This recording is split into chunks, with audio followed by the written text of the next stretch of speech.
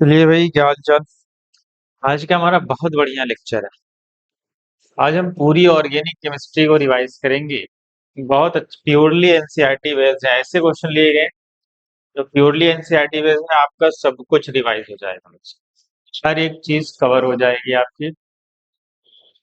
हम इसको दो पार्ट में सॉल्व करेंगे क्योंकि क्वेश्चन बहुत ज्यादा है। ठीक है, तो पूरा चैप्टर जीओसी से लेके बायोमोलिक्यूल्स तक सारे आपके कवर होने वाले हैं। ठीक है, चलो।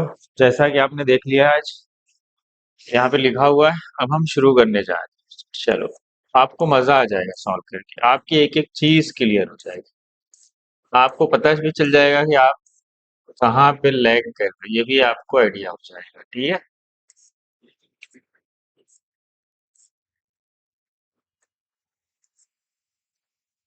शुरू करते हैं। पहला क्वेश्चन ये रहा आपके सामने। चलो यहाँ से शुरू करते हैं। Number of 3 degree amines possible for this, ये फार्मूला लिखा हुआ है। आपसे पूछा गया है कि कितने नंबर ऑफ अमाइंस फॉर्म होंगे, कितने कौन से डिग्री के। 3 डिग्री अमाइंस फॉर्म करना है आप। क्या फॉर्म करना है आपको? 3 डिग्री अमाइन। बताओ 3 डिग्री अमाइन कैसा होता है? 3 डिग्री अमाइन का फॉर्मेशन आपको करना है। चलो बताओ भाई, क्या आएगा? कितने आइसोमर बनेंगे?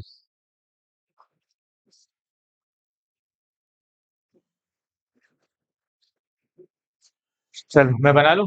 चलो आपने बना लिए, मैं बनाता हूँ। कितने कार्बन है? 5 कार्बन। अब हमसे 5 कार्बन को नाइट्रोजन से जोड़ना है। कितने नंबर ऑफ वेज में हम उसको कनेक्ट कर सकते हैं? यही तो है 3 डिग्री अमाइन। या तो हम 1 कार्बन 1 2 2 अरेंज कर दें, या 2 2 1 एक ही बात, या 1 2 2 कहो, या 2 1 2, जो भी कहो सब एक ही बात है। या फिर ऐसा भी कर सकते हैं 1 1 3। और कोई पॉसिबिलिटी है? और कोई पॉसिबिलिटी नहीं है। 5 कार्बन को अरेंज करने के लिए 5 कार्बन ऐसे ही अरेंज हो सकता है। मतलब एक तरफ 1 कार्बन अटैच करो, एक तरफ 2 कार्बन, एक तरफ 2 कार्बन। ये पहला वाला, ये भी एक 3 degree amine. Molecular formula same रहेगा, मॉलिक्यूलर फार्मूला चेक करने की जरूरत नहीं। दूसरे वाले में क्या है? 2 मिथाइल। 1 कार्बन का मतलब 2 मिथाइल। 3 कार्बन का क्या मतलब है भाई? 3 कार्बन का मतलब है कि आपने एक प्रोपाइल लगा दिया ऐसे। 3 कार्बन। तो ये हमारे पास सिर्फ दो पॉसिबिलिटी है। 3 डिग्री अमाइन को फॉर्म करने के लिए हमारे पास सिर्फ दो ही पॉसिबिलिटी। ये है हमारा आइसोमर। कितने आइसोमर फॉर्म हुए? सिर्फ दो आइसोमर। करेक्ट, आगे बढ़िया। चलो अगला क्वेश्चन ये कह रहा, विच of the following is an alicyclic. Alicyclic किसको बोलते हैं भाई? एलिसाइक्लिक होता है क्या? एलिसाइक्लिक का मतलब होता है दो पार्ट से मिलके बना है। एक तो एलिफैटिक, एली का मतलब एलिफैटिक, साइक्लिक का मतलब साइक्लिक। और ये क्या होते हैं? ये नॉन एरोमेटिक होते हैं। ये एरोमेटिक नहीं होते। ठीक है, ये क्या होते हैं? ये एरोमेटिक नहीं होंगे कभी। अब ऑप्शन ढूंढ लो। ये क्या है भाई? ये तो नेप्थलीन है। नेप्थलीन तो एरोमेटिक होता है, ये तो नहीं होता। ये बेंजीन है, ये तो एरोमेटिक है। ये क्या है भाई? ये भी एक एरोमेटिक कंपाउंड है। किसका लोन पेयर? फ्यूरन है। इसका लोन पेयर रिजोनेंस में है, ये भी एरोमेटिक है, तो ये भी नहीं होगा। तो बचा कौन? ये दूसरा वाला, ये हमारा नॉन एरोमेटिक है। अगर यहाँ पे कोई डबल बॉन्ड भी लगा देता मैं, तो भी ये एरोमेटिक नहीं होगा, फिर भी ये आंसर ये, तब भी ये एलिसाइक्लिक ही है। हो सकता है डबल बॉन्ड हो या ना हो, ऐसा भी हो सकता है। कोई जरूरी नहीं है कि डबल बॉन्ड नहीं, साइक्लोब्यूटेन ही सिर्फ है। वहां पे डबल बॉन्ड भी हो जाए तो भी वो एलिसाइक्लिक। बस वो नॉन एरोमेटिक नहीं होना चाहिए। क्या नहीं होना चाहिए? एरोमेटिक नहीं होना चाहिए। आगे बढ़ो। How many structural isomeric amines can have the formula. अब देखो, अभी वहां पे सिर्फ 3 डिग्री अमाइन बनाया गया था जिसमें 5 कार्बन। इस बार आपके पास 4 कार्बन है और पूछ रहा है कितने आइसोमेरिक अमाइंस आप फॉर्म कर सकते हो। आप 1 डिग्री भी बनाओ, 2 डिग्री भी बनाओ, 3 डिग्री भी बनाओ, सब बनाओ। कितने कार्बन है? पहले कार्बन काउंट करो। 4 कार्बन। तो 4 कार्बन का पहला अमाइन क्या होगा? ये butane amine, butane one amine. या ऐसा भी हो सकता है NH2 कहाँ लगा दो सेकेंड कार्बन पे, ऐसा भी तो पॉसिबल है। एक पॉसिबिलिटी तो ये भी है। अब क्या कर सकते हो, क्या कोई ब्रांचिंग भी कर सकते हैं? अगर हम सोचें कि हम यहाँ पे एक ब्रांचिंग कर दें और यहाँ पे NH2 लगा दें, ये भी एक आइसोमर बन जाएगा उसका, उसी का तो एक आइसोमर है। आइसोमर वही होता है जिसका नेम अलग हो, डिफरेंट। क्या और कोई बन सकता है? क्या आप ऐसा तो नहीं सोच रहे हैं कि ब्रांचिंग यहाँ कर दूं और NH2 लगा दूं? ऐसा तो नहीं सोच रहे ना? पता है, ये और ये सेम, ये और ये क्या है? ये और ये दोनों क्या है? ये दोनों सेम है। ये भी ब्यूटेन टू अमाइन है, 1 2 3 4। ये भी ब्यूटेन टू अमाइन है, 1 2 3 4। समझे? तो ये दोनों एक ही है। अच्छा है, तो मतलब ये दोनों सेम है, तो तीन ही। चौथा क्या हो सकता है? चौथा ऐसा तो हो सकता है कि इसी कार्बन पे क्या लगा दो, एक ही कार्बन पे ये लगा दो ऐसे। तो 1 2 3, 2 मिथाइल प्रोपेन टू अमाइन, ये भी तो एक आइसोमर है। 2 मिथाइल प्रोपेन टू अमाइन। क्या इसके अलावा भी कोई पॉसिबल है? नहीं पॉसिबल। तो हमारे पास एक ये बना, दूसरा ये दोनों तो सेम ही है। बस नेम अलग होना चाहिए। नेम क्या होना चाहिए? अलग होना चाहिए। ये क्या है? 2 मिथाइल प्रोपेन वन अमाइन है, ठीक है। ये क्या है? 2 पे मिथाइल है, प्रोपेनामाइन है, प्रोपेन 1 अमाइन, ठीक। और ये क्या है आपका? Butane 1 amine. बस नेम अलग हो गया, मतलब आइसोमर है। नेम डिफरेंट होना ही चाहिए ना। हमारे पास 4 बन गए 1 डिग्री अमाइन। अब बताओ 2 डिग्री अमाइन कैसा होता है? 2 डिग्री अमाइन में क्या होता है? बीच में NH होता है और 4 कार्बन को लगाना है। तो 2 कार्बन, एक तो ऐसा है कि दोनों तरफ दो दो कार्बन लगा दो। एक पॉसिबिलिटी तो ये है। एक पॉसिबिलिटी क्या है? एक पॉसिबिलिटी ये है कि NH के साथ एक तरफ एक ही कार्बन लगाओ और एक तरफ 3 कार्बन लगाओ। और एक पॉसिबिलिटी ये है कि एक मिथाइल को उठाओ, ब्रांचिंग तो की है लेकिन ऊपर ऐसे लगा दो। देखो, ये तीनों डिफरेंट दिख रहे हैं आपको? इसके अलावा कोई बना सकते हो? नहीं, इसके अलावा कोई नहीं बनेगा। ये भी, ये 2 डिग्री वाले हैं। ये कौन वाले हैं? ये 2 डिग्री वाले। तो 2 डिग्री वाले कितने बने? 3 बने। 4 डिग्री वाले कितने बने? एक बने। 1 डिग्री वाले 4 बने, 2 डिग्री वाले 3 बने, प्लस 3 डिग्री वाले कितना बना? 3 डिग्री बनाना पड़ेगा। कितने कार्बन है? 4। 4 कार्बन को किसी नाइट्रोजन पे अटैच करने का बस एक ही तरीका है। एक कार्बन, एक कार्बन, 2 कार्बन। इसके अलावा कोई पॉसिबिलिटी नहीं है। इसके अलावा आपके पास कोई पॉसिबिलिटी नहीं है। ये सिंगल बनेगा 3 डिग्री। इसके अलावा कोई पॉसिबिलिटी नहीं। इसका मतलब है कि 4 3 और 1 कितना आया टोटल? ये 1 डिग्री है, 2 डिग्री है, 3 डिग्री, टोटल 4 3 7 1 8। हमारा आंसर आया चौथा डिग्री। ये थोड़ा सा सब कुछ बनाने को बोल दिया, जैसे टाइम लग रहा है। ठीक है, आगे बढ़ा जाए। क्लियर हो गया? चलो अगले पे आते हैं। Products obtain from the following. बताओ, ये तो प्योर एनसीईआरटी। आपने क्लोरोफॉर्म की रिएक्शन पढ़ी होगी। ऑक्सीजन के पास, आपको रिएक्शन में बैलेंस नहीं कर रहा हूँ, फॉस्जीन बनता है और साथ में HCl बनता है। इसको हम क्या बोलते हैं? एक पॉइजनस गैस है फॉस्जीन, जो क्या होती है भाई? जो पॉइजनस होती है।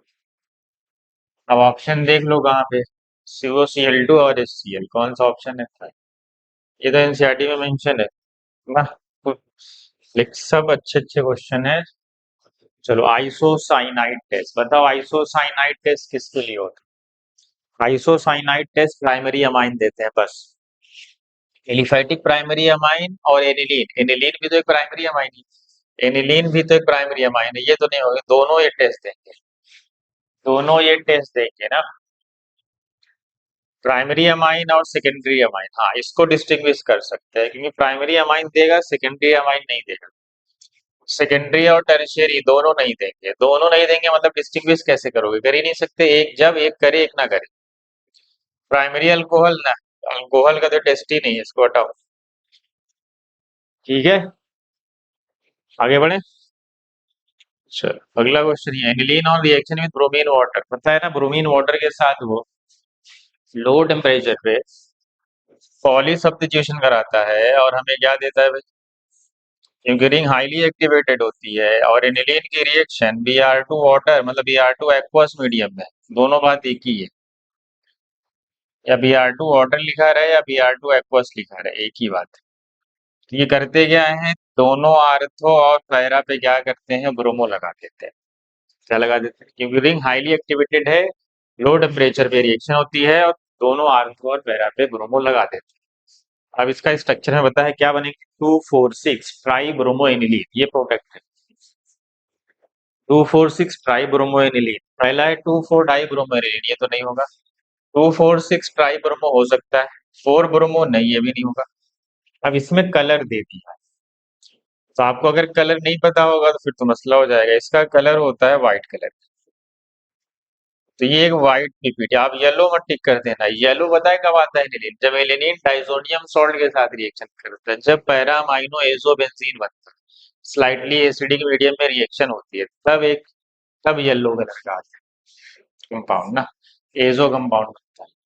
अरे हमारा कौन सा सही है, थर्ड नहीं भाई, हमारा सही है ये व्हाइट कलर की पीपीटी। ठीक है, चलो आगे चलते हैं। अगला क्वेश्चन ये है, फाइनल प्रोडक्ट बताना है। इसको मैं डायरेक्ट डायरेक्ट कर दूं यहीं पे सीधा सीधा, HNO2 डाई एजो डाइसेशन है, डाइजोनियम सॉल्ट बनेगा, फिर CuCl के साथ हीट करने पे Cl आ जाएगा, मतलब NH2 रिप्लेस हो जाएगा। किससे, मैं फाइनली इधर की बात कर रहा हूँ। यहाँ पे क्या हो गया, यहाँ पे Cl आया, बस ये बन गया वो। उसके बाद क्या है, SnHCl है, ये क्या करता है भाई, SnHCl का काम है रिडक्शन कराना है, किसको, NO2 को, किसमें कन्वर्ट करता है, NH2। तो हमारा जो NO2 है ये दूसरे स्टेप में किसमें कन्वर्ट हो जाएगा, NH2 में, मतलब ये सेकेंड स्टेप है। सेकेंड स्टेप पे पहुंच गया, मतलब यहाँ तक रिएक्शन हो चुकी है, मतलब वहां पहुंच गए एनिलीन। फिर HNO2 मतलब फिर डाइजोनियम के साथ रिएक्शन, मतलब यही NH2 किस में जाएगा, यही NH2 जाएगा डाइजोनियम सॉल्ट में, किस में जाएगा, डाइजोनियम सॉल्ट में तो जाएगा, लेकिन उसके बाद किसके साथ हीट किया गया, H3PO2। H3PO2 क्या करता है, डाइजोनियम को साफ कर देगा, मतलब कुछ नहीं बचेगा यहाँ पे पूरा हट जाएगा। तो पूरा हट जाएगा मतलब यहाँ पे दो ब्रोमो एक क्लोरो बचेगा, कौन सा ऑप्शन है, थर्ड ऑप्शन। थर्ड ही ऑप्शन बचा ना भाई, अगर दो ब्रोमो बचे और दो क्लोरो बचे तो हमारा फाइनल प्रोडक्ट क्या है, फिर थर्ड ही तो बचेगा फिर। आगे बढ़े, कह रहा benzonitrile is not obtained when, bromobenzene कह रहा हीट करो, क्या करो, ये है ब्रोमोबेंजीन, कह रहा ब्रोमोबेंजीन को आप हीट करें, किसके साथ, हीटेड विथ अल्कोहलिक केसीएन, कह रहा है केसीएन के साथ ये रिएक्शन, इस पे तो सब्स्टिट्यूशन रिएक्शन होना ही नहीं है, एसएन रिएक्शन होना ही नहीं है, नॉर्मल कंडीशन में तो नहीं होगी, हाई टेम्परेचर और हाई प्रेशर चाहिए। वो भी तब होती है जब हम आर्थो पैरा पे क्या लगा दें, डीएक्टिवेटर लगा दें, फिर भी थोड़ा बहुत हीट की जरूरत पड़ती है। इसका मतलब पहला ही है, इसमें सब्स्टिट्यूशन रिएक्शन होना ही नहीं है, मतलब इस पे सीएन अटैक नहीं हो पाएगा, क्योंकि ये एराइल है लाइक। अगले पे आते हैं, बेंजीन डाइजोनियम क्लोराइड में, ये बेंजीन डाइजोनियम क्लोराइड है, विटरमैन रिएक्शन है, कॉपर पाउडर के साथ क्या किया गया इसको, कॉपर के साथ पाउडर के साथ केसीएन से रिएक्शन कराया गया, विटरमैन, सही, कॉपर पाउडर है साथ में केसीएन है, ये क्या बना देगा, ये बेंजोनाइट्राइल बना देगा, मतलब यहाँ पे सीएन आके जुड़ जाएगा, मतलब ये तो करेगा।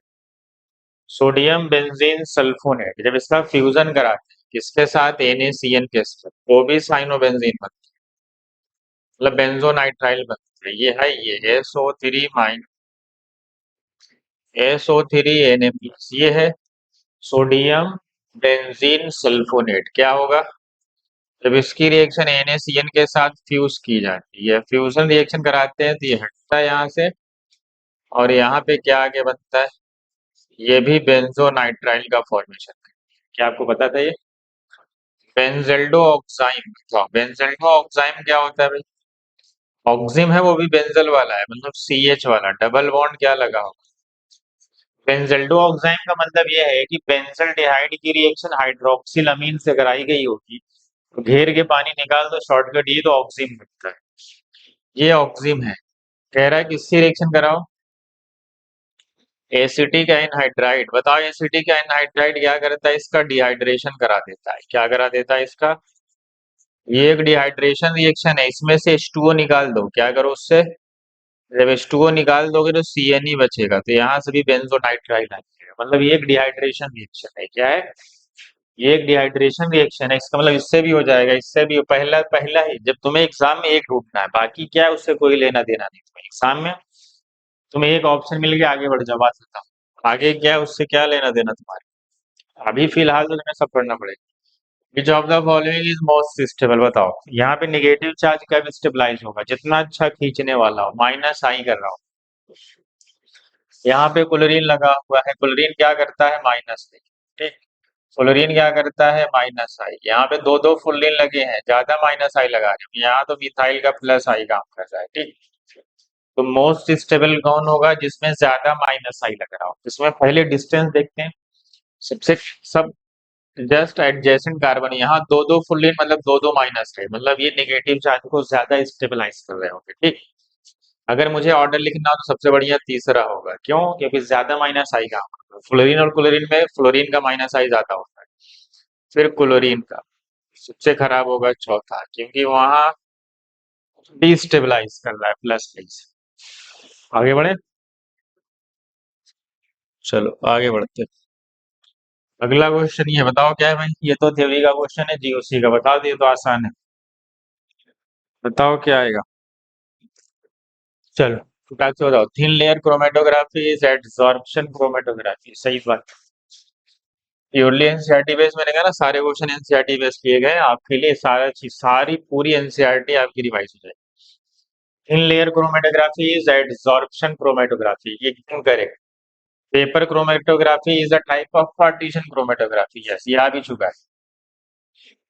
Chromatography is classified into adsorption and partition, generally दो ही पार्ट डिवाइड की जाती है, एक एडसॉर्प्शन में और एक पार्टीशन में ना। ठीक, तीनों स्टेटमेंट करेक्ट है। क्या है, तीनों स्टेटमेंट क्या है हमारे, तीनों स्टेटमेंट आपके करेक्ट। आगे बढ़िए, अगला क्वेश्चन ये है, बताओ इनके कलर बताओ। पहला क्या, Fe2 FeCN6 है, बताओ कौन सा कलर है, dot x H two, dot H2 है, XH2, ये कौन सा कलर है भाई, ये प्रशियन ब्लू। पढ़े होगे ना क्वालिटेटिव एनालिसिस, जीओसी में पढ़े ना। अमोनियम फॉस्फोमोलिबडेट किस कलर का होता है भाई, क्या पढ़े हो, येलो कलर का होता है। ये सब प्योरली एनसीईआरटी है। FeSCN सबको पता है किस कलर का होता है, ब्लड रेड कलर का। FeCN5NO4 किस कलर का होता है, वायलेट कलर का। अब ऑप्शन मैच कर लो, सी का तीसरा, डी का चौथा, सी का तीसरा, डी का चौथा, एक ही ऑप्शन। कहाँ पे, थर्ड ऑप्शन। बस, ठीक है, आगे बढ़े। There is Jildal method is not applicable to the compounds containing nitrogen in azo and nitro group, ठीक है। जिल्दाल कहाँ कहाँ नहीं लगता है, जहां जहां पे N double bond N linkage हो, या एन डायरेक्टली कनेक्टेड हो किससे, ऑक्सीजन से, वहां भी नहीं लगता। और और अगर वो रिंग का हिस्सा हो, जैसे पिरिडीन, पायरोल, कहीं पे भी आ जाए। पायरोल नहीं, पिरिडीन, ये पिरिडीन है। इन सब में लीकेबल नहीं होता, कौन, जलदार मेथड। ठीक, तो पहला तो correct. Compounds containing nitrogen in azo compound and nitro group do not give ammonium sulphate, समझ गए, क्योंकि हमें अमोनिया चाहिए होता है। अगर ये नाइट्रोजन निकलेगा ही नहीं, तो मतलब जो स्टेप, जब पहले स्टेप में क्या बनाते हैं, अमोनियम सल्फेट बनाते हैं, फिर अमोनियम सल्फेट अमोनियम आयन में कन्वर्ट होता है, फिर अमोनियम आयन को एक स्ट्रॉन्ग बेस से रिएक्ट कराते हैं, फिर उसके बाद हमें ऑब्टेन हो जाता है अमोनिया, क्योंकि हमें अमोनिया चाहिए। अगर इस तरीके का लिंकेज है तो आपको अमोनिया मिलता ही नहीं, क्योंकि ये बनता ही नहीं, तो इसलिए मिलेगा नहीं। हमारा क्या है, हमें अमोनिया चाहिए, इसीलिए दूसरा भी स्टेटमेंट सही है। Compounds containing nitrogen do not give ammonium sulphate, एकदम करेक्ट स्टेटमेंट है, दोनों सही है, both statement 1 and 2 are correct. अच्छा समझ गए, ये क्वालिटेटिव एनालिसिस है। आगे बढ़े। अगला क्वेश्चन ये जिल्दाल मेथड है। जिल्दाल मेथड में बताओ डायरेक्ट परसेंटेज ऑफ नाइट्रोजन का फार्मूला बताओ डायरेक्ट। मैं क्वेश्चन अभी पढ़ ही नहीं रहा हूँ, क्या बताओ फार्मूला क्या है परसेंटेज ऑफ नाइट्रोजन कैसे निकालते हैं भाई। डायरेक्ट फार्मूला है हमारा 1.4 इंटू एन वी। एन मतलब नॉर्मेलिटी इंटू वैल्यूम है, वैल्यूम किस में लिया जाता है एमएल में, ध्यान देना। और अपॉन डब्ल्यू है मतलब weight of organic compound, weight of. ये डायरेक्ट फार्मूला है आपका क्या निकालने का। यही फार्मूला आपने पढ़ा, यही आप याद रखो, यही डायरेक्ट है। इंटू 100 नहीं है, 100 मत कर, ये पूरा एडजस्ट करके बनाया गया, ठीक है। तो डायरेक्ट एग्जाम में इसी का यूज करना है तुम्हें। 1.4 लिखना है इंटू एनवी। एनवी का मतलब एन क्या है, नॉर्मेलिटी। और नॉर्मेलिटी क्या होगी अगर मोलैरिटी इंटू एन फैक्टर, यही ना। चलो क्या है, कौन सी एसिड है, H2SO4, इसका एन फैक्टर 2 होता है। मोलैरिटी कितनी है 0.1, तो मैं क्या लिखूंगा 0.1 into n factor. N factor कितना है 2, करेक्ट। वैल्यूम एमएल में रखना है, वैल्यूम दिया हुआ है कितना एमएल, 20 ml। तो 20 ml आ गया, ठीक है। न्यूट्रलाइज कितना वॉल्यूम वो है जितना एसिड को वो न्यूट्रलाइज कर रहा है, वही वही वही वॉल्यूम होता है वहाँ पे, ठीक है। मतलब ये वो वॉल्यूम है जितना बेस ने एसिड के वॉल्यूम को न्यूट्रलाइज किया। परसेंटेज ऑफ वेट कितना दिया हुआ है, वेट यहाँ इसमें वेट कितना दिया हुआ है, यहाँ वेट कितना है 0.5 ग्राम। सॉल्व करो, 0.5 होता है हाफ, हाफ को मतलब 2 गया ऊपर, ये डेसिमल 0 हटा दिया, 2 2 जा 4, 2 जा 8, 14 8 जा कितना होता है, 14 8 जा 112, 112 और एक डेसिमल लगा मतलब 11.2। कहाँ है ऑप्शन 11.2 यहाँ। आपकी कैलकुलेशन फास्ट होनी चाहिए। ये जिल्दाल मेथड है। जिल्दाल मेथड में जो नाइट्रोजन का एस्टिमेशन होता है वो किस फॉर्म में होता है भाई, आप ही तो पीछे पड़े भाई। किस फॉर्म में होता है जिल अमोनिया के फॉर्म, डूमास में N2 के फॉर्म में होता है, पढ़े हो ना डूमास में N2 के फॉर्म। चलो आगे बढ़ो। अगला रिएक्शन ये है, यहाँ पे डबल बॉन्ड नहीं, यहाँ पे ट्रिपल बॉन्ड है। ये एल्काइन क्या है, ये एक टर्मिनल एल्काइन। कह रहा है एक सोडामाइड एक बेस है, एसिड बेस रिएक्शन होगी, क्या बनाएगा भाई CH3 CH2 C triple bond. Hydrogen हट गया क्योंकि उसके पास एसिडिक हाइड्रोजन था, हट गया ये माइनस ये Na+। एक न्यूक्लियोफाइल जनरेट कर दिया। बगल में क्या है, बगल में है आपका एल्काइल हैलाइड, नेगेटिव के बगल में एल्काइल हैलाइड। भयंकर एक दूसरे क्या करता है, नेगेटिव के बगल में एल्काइल हैलाइड है वो बर्दाश्त नहीं कर पाएगा, उसका काम ही है उसको धक्के मार के भगा देना, किसको हैलोजन वो बर्दाश्त नहीं कर, उसको अटैक करेगा, ये एसएन रिएक्शन हो जाएगी न्यूक्लियोफिलिक सब्स्टिट्यूशन। क्या बन जाएगा CH2C ट्रिपल बॉन्ड C, और इससे क्या जुड़ गया CH2 CH3, मतलब लोअर एल्काइन चला गया हायर एल्काइन। कितने की है, एक सिमेट्रिकल एल्काइन बन गया, दो तरफ इथाइल लगा हुआ, दो तरफ इथाइल लगा हुआ है, हमारा ऑप्शन है थर्ड। पहले एसिड बेस फिर एसएन, न्यूक्लियोफिलिक सब्स्टिट्यूशन रिएक्शन। आगे बढ़े। फिर हमारी कौन सी रिएक्शन हो गई यहाँ पे भाई, नॉर्मल सी SN2 रिएक्शन, SN2 टाइप की ना। आगे बढ़ जाए। चलो अगला क्वेश्चन ये है, बता दें आप क्या होगा। Which of the following compound gives precipitate with ammoniacal silver nitrate, बताओ AgNO3 के साथ कौन रिएक्ट करेगा, सब एल्कीन एल्काइन है, पता है ना कौन, जिसके पास एसिडिक हाइड्रोजन हो वही रिएक्ट करेगा, कौन, टर्मिनल एल्काइन। इस टर्मिनल एल्काइन कौन है इसमें, ये तो ब्यूट टू है ना, ये रिएक्ट नहीं करेगा, ये ब्यूट वन ही नहीं, इसके पास भी एसिडिक हाइड्रोजन है, ये नॉन टर्मिनल एल्काइन है, बीच में है ये है पेंट टू आइन, 1 2 3 4 5, ये है ब्यूट वन आइन, ये रिएक्ट कर जाएगा, इसमें हमारा ऑप्शन कौन सा है, टर्मिनल एल्काइन या अमोनिकल सिल्वर नाइट्रेट के साथ रिएक्ट करेगा, ठीक है। नॉन टर्मिनल तो रिएक्ट करेंगे ही नहीं, एल्कीन तो रिएक्शन होगा ही नहीं, न साइक्लो एल्कीन का होगा न एल्केन का होगा, किसी भी नहीं, हाइड्रोकार्बन में सिर्फ टर्मिनल एल्कीन। क्या reddish orange colour solution of bromine, Br2 को कौन डीकलराइज कर दे, उसका जो रेडिश ऑरेंज कलर है उसको डीकलराइज कर दे, मतलब उसकी उसके साथ रिएक्शन हो जाएगी। Br2 क्या करता है भाई, Br2 का काम होता है एल्कीन में ये एंटी एडिशन कराता है। ये वहीं पे रिएक्शन कर सकता है जहां पे एल्कीन हो और एल्काइन हो ना। साइक्लो एल्केन में नहीं होगी रिएक्शन, बेंजीन में भी नहीं होगी, बेंजीन के पास एरोमेटिक कैरेक्टर है। अगर तुम Br2 ऐड करोगे बेंजीन में तो उसकी एरोमेटिसिटी लॉस हो जाएगी, तो नॉन एरोमेटिक में तो नहीं जाएगा।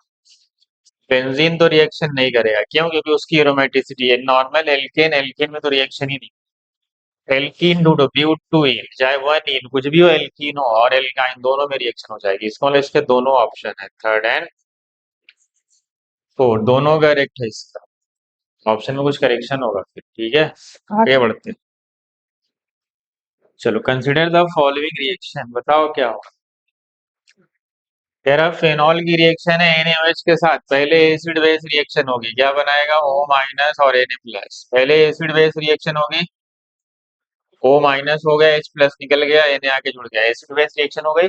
NaOH के साथ बगल में कौन है भाई, फिर आपके पास है CH3Br, पता है ना, निगेटिव के बगल में हैलोजन क्या करेगा, इसको उड़ा देगा। निगेटिव के बगल में हैलोजन आया, एक ही काम है हमला, एक ही काम है हमला, बन गया आपका एनिसोल, OCH3 बन गया ईथर। उसके बाद Br2 के साथ रिएक्शन कराएगी, बताओ ब्रोमीन कहाँ जुड़ गया, ब्रोमीन इलेक्ट्रोफिलिक एरोमेटिक सब्स्टिट्यूशन है, बताओ ब्रोमीन कहाँ जुड़ गया। ये पता है OCH3 प्लस M करता है, हाईली एक्टिवेटर है, एक्टिवेटेड रिंग है, आर्थो पैरा पे जुड़ गया, मेजर पैरा होगा, मेजर पैरा होगा, मेजर पैरा होगा, आर्थो नहीं है इसका। इसका मेजर पैरा होता है, ये आर्थो ही बना हुआ, लेकिन मेजर को हमसे मेजर पूछा है, हमसे मेजर प्रोडक्ट पूछा है, तो मेजर इसका पैरा होगा। चलो आगे बढ़े। लेकिन नाइट्रेशन में आर्थो मेजर होता है, क्यों? क्योंकि वहां पे इंट्रामॉलिक्यूलर हाइड्रोजन बॉन्ड हो जाए। लेकिन इसमें तो नहीं होगी, वो फेनॉल वाले केस में होता है, इसमें तो होगी नहीं, इसका नाइट्रेशन भी पैरा ही मेजर होगा। फेनॉल वाली केस में नाइट्रेशन में आर्थो मेजर होता है। मोस्ट स्टेबल कन्फॉर्मर, कन्फॉर्मर में 1,2-डाइऑल है, डाइऑल का मतलब है इथेन, 1,2-डाइऑल ये है, मतलब इथेन मतलब ग्लाइकॉल की बात कर रहे हैं। ग्लाइकॉल हो, देखो दो कार्बन है, एक फ्रंट वाला कार्बन और एक बैक साइड वाला कार्बन। फ्रंट में तुम यहाँ फ्रंट वाला कार्बन कौन है, ये जो सर्कल, ये फ्रंट वाला, और जो सर्कल है उसको हम बैक कार्बन मानते हैं। तो तुम सामने से देख रहे हो, ये देखो हमने जनरली स्टेबिलिटी का ऑर्डर पढ़ा है कि एंटी ज्यादा स्टेबल होता है जब आप पॉजिटिव में हो ना, फिर गॉच होता है, फिर फिर पार्शियली इक्लिप्स होता है, फिर फुल्ली इक्लिप्स। लेकिन गॉच में थोड़ा स्टेबिलिटी तब आ जाती है जब वहां पे इंट्रामॉलिक्यूलर हाइड्रोजन बॉन्ड नहीं आ जाए। जब ये ग्लाइकॉल वाला केस हो, क्या हो सकता है, कुछ भी हो, यहाँ पे जरूरी है कि सिर्फ ग्लाइकॉल ही हो, यहाँ मानना ए और बी रखा गया है, और ए और बी में अगर हाइड्रोजन बॉन्डिंग हो रही है तो गॉच ज्यादा स्टेबल हो सकता है, यहाँ पे OH हो, यहाँ फ्लोरीन हो, तो भी चल जाएगा। यहाँ NH2 हो, यहाँ यहाँ पे फ्लोरीन हो, मतलब अगर हाइड्रोजन बॉन्डिंग आ जाए, इसका मतलब है कि तब वहां पे एंटी नहीं, तब गॉच ज्यादा स्टेबल होगा। गॉच फॉर्म कौन है इसमें, ये तो एंटी फॉर्म है, ये फुल्ली इक्लिप्स है, ये पार्शियली इक्लिप्स है, और यही हमारा गॉच फॉर्म है, क्योंकि यहाँ पे क्या हो जाती है, हाइड्रोजन बॉन्डिंग नजर आएगी। इस हाइड्रोजन बॉन्डिंग की वजह से हमारी स्टेबिलिटी गॉच वाले की ज्यादा होती है, ठीक है। तो इनमें भी गॉच ज्यादा स्टेबल होगा, इनमें भी होगा, इनमें भी होगा, ठीक है। अगर इन चारों का ऑर्डर लिखना हो, सबसे ज्यादा 2 आएगा, फिर 1 आएगा, फिर 4 आएगा, फिर 3 आएगा, क्योंकि 3 फुल्ली इक्लिप्स है, वहां रिपल्सन ज्यादा होगा, दो ग्रुप आमने सामने आ। चलो आगे बढ़े। अगला क्वेश्चन ये, major product form during the reaction of concentrated nitric acid and concentrated sulphuric acid, मतलब ये एक नाइट्रेशन रिएक्शन, इसके साथ भाई टोल्यूइन के साथ, टोल्यूइन का नाइट्रेशन कराना है हमें, किसका नाइट्रेशन कराना है भाई, टोल्यूइन का हमें नाइट्रेशन करा। बताओ टोल्यूइन के नाइट्रेशन में मेजर पैरा ही होता है, क्या होता है, मेजर प्रोडक्ट चाहिए। मेजर प्रोडक्ट क्या होता है, पैरा होता है, आर्थो नहीं, पैरा ही मेजर होता है, नाइट्रेशन ऑफ टोल्यूइन, ठीक। क्योंकि जो रिएजेंट लिया गया है वो HNO3 प्लस H2SO, कौन? तो ये तो नाइट्रेशन ही कराता है ये। और HNO3 एक बेस की तरह काम करता है, H2SO4 एक एसिड की तरह काम करता है। ये भी तो पता होगा तुम्हें। इसमें HNO3 बेस की तरह काम करता है और H2SO4 एक एसिड की तरह काम करता है। चलो आगे बढ़ते हैं। चलो पहला reaction alkyl halide sodium try ether के साथ, सबको बताइए वुड्स रिएक्शन होती है। वुड्स रिएक्शन कहाँ है भाई? वुड्स रिएक्शन है तीसरा, मतलब इसका आंसर क्या होगा? ए का तीसरा। ये है NaOH के साथ कैल्शियम ऑक्साइड के साथ हिट किया गया ये D carboxylation reaction, soda lime D carboxylation, इसको बोलते हैं NaOH प्लस कैल्शियम ऑक्साइड का मिक्सचर है। तो इसका आंसर है पहली। ये है कोलबेज इलेक्ट्रोलिसिस। क्या बनेगा? CO2 रिलीज हो जाएगा, इथेन का फॉर्मेशन होगा, रेडिकल बनेगा CH3 आपस में जुड़ के इथेन बना देगा। तो ये है कोलबेज इलेक्ट्रोलिसिस। इसका है चौथा। ये तो फिडेल क्राफ्ट रिएक्शन है, एल्काइलेशन है ये ना। ये Cl आके ले जाएगा इस पे और ये इलेक्ट्रोफाइल जनरेट करेगा। फिडेल क्राफ्ट एल्काइलेशन कौन सा है? दूसरा है। तो तीसरा पहला चौथा दूसरा, तीसरा पहला चौथा दूसरा, कहाँ है सेकेंड? ये तो इजी थी ना। ठीक है, आपकी सारी चीजें रिवाइज हो जाएंगी।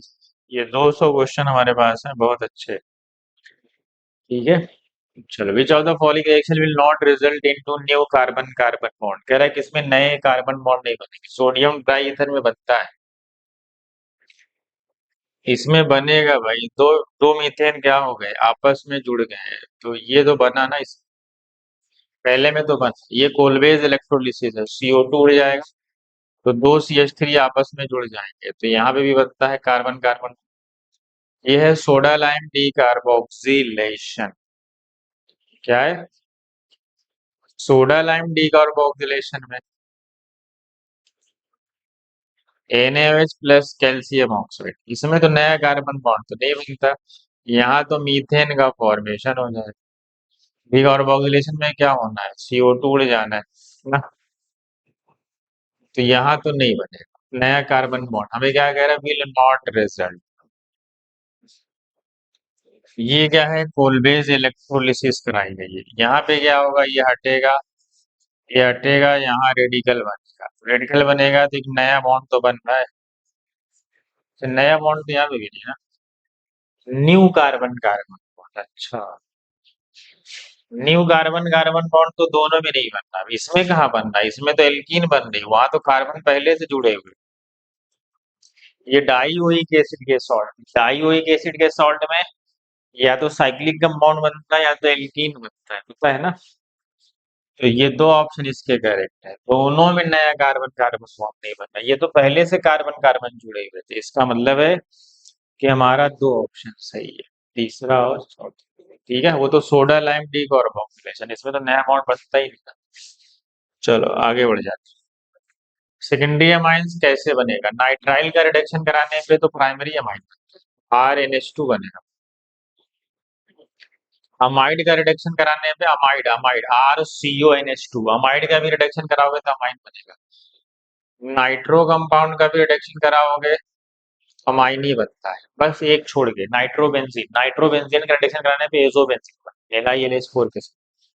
आइसोनाइट्राइल RNC का रिडक्शन कराएंगे तो ये बनेगा RNHCH3, 2 degree amine.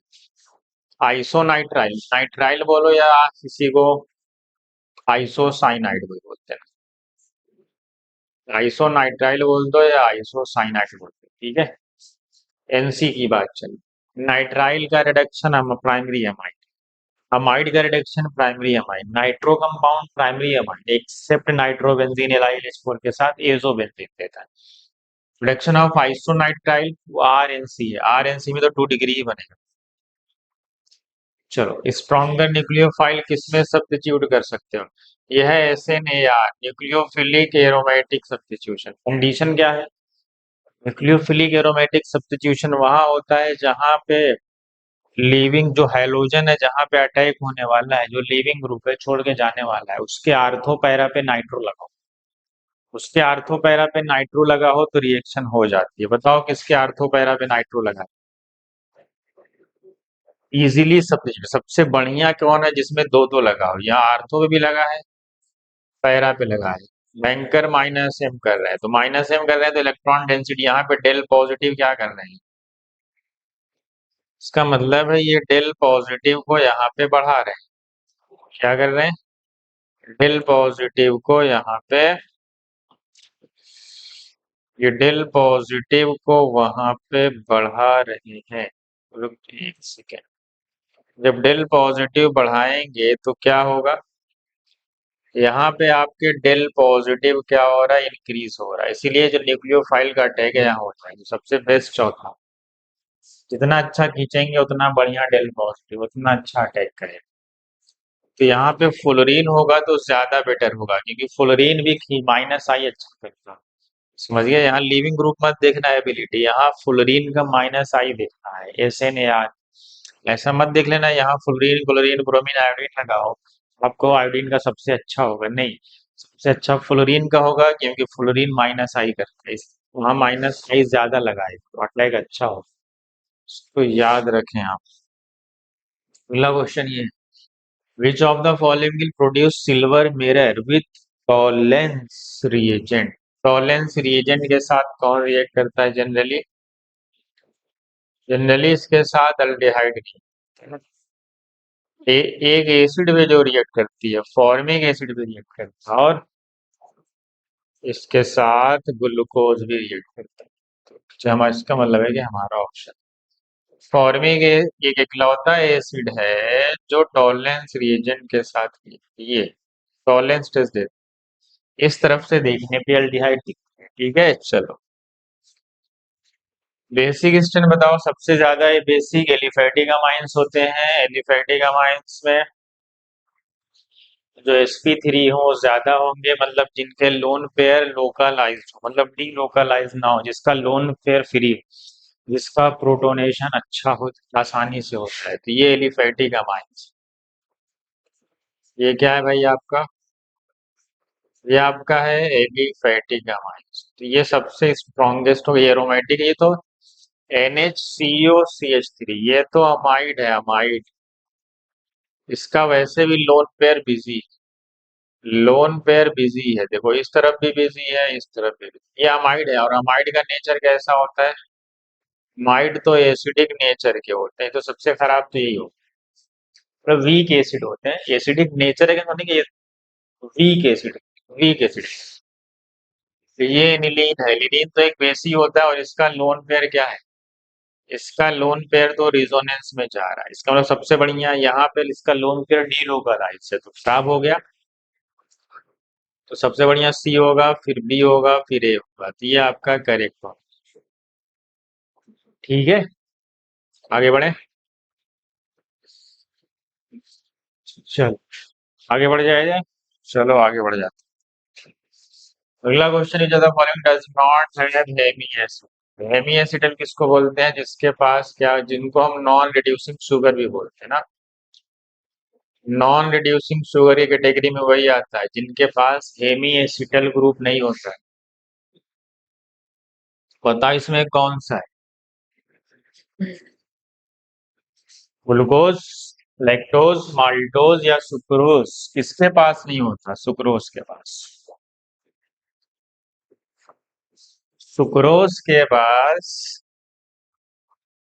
Non reducing sugar में भी आता है वो, और वो नॉन, उसके पास हेमी एसिटल फॉर्म नहीं होता, मतलब वो उसका कोई भी अल्डिहाइड ग्रुप फ्री नहीं होता, जिसका अल्डिहाइड ग्रुप क्या हो, एक तरफ से फ्री हो है,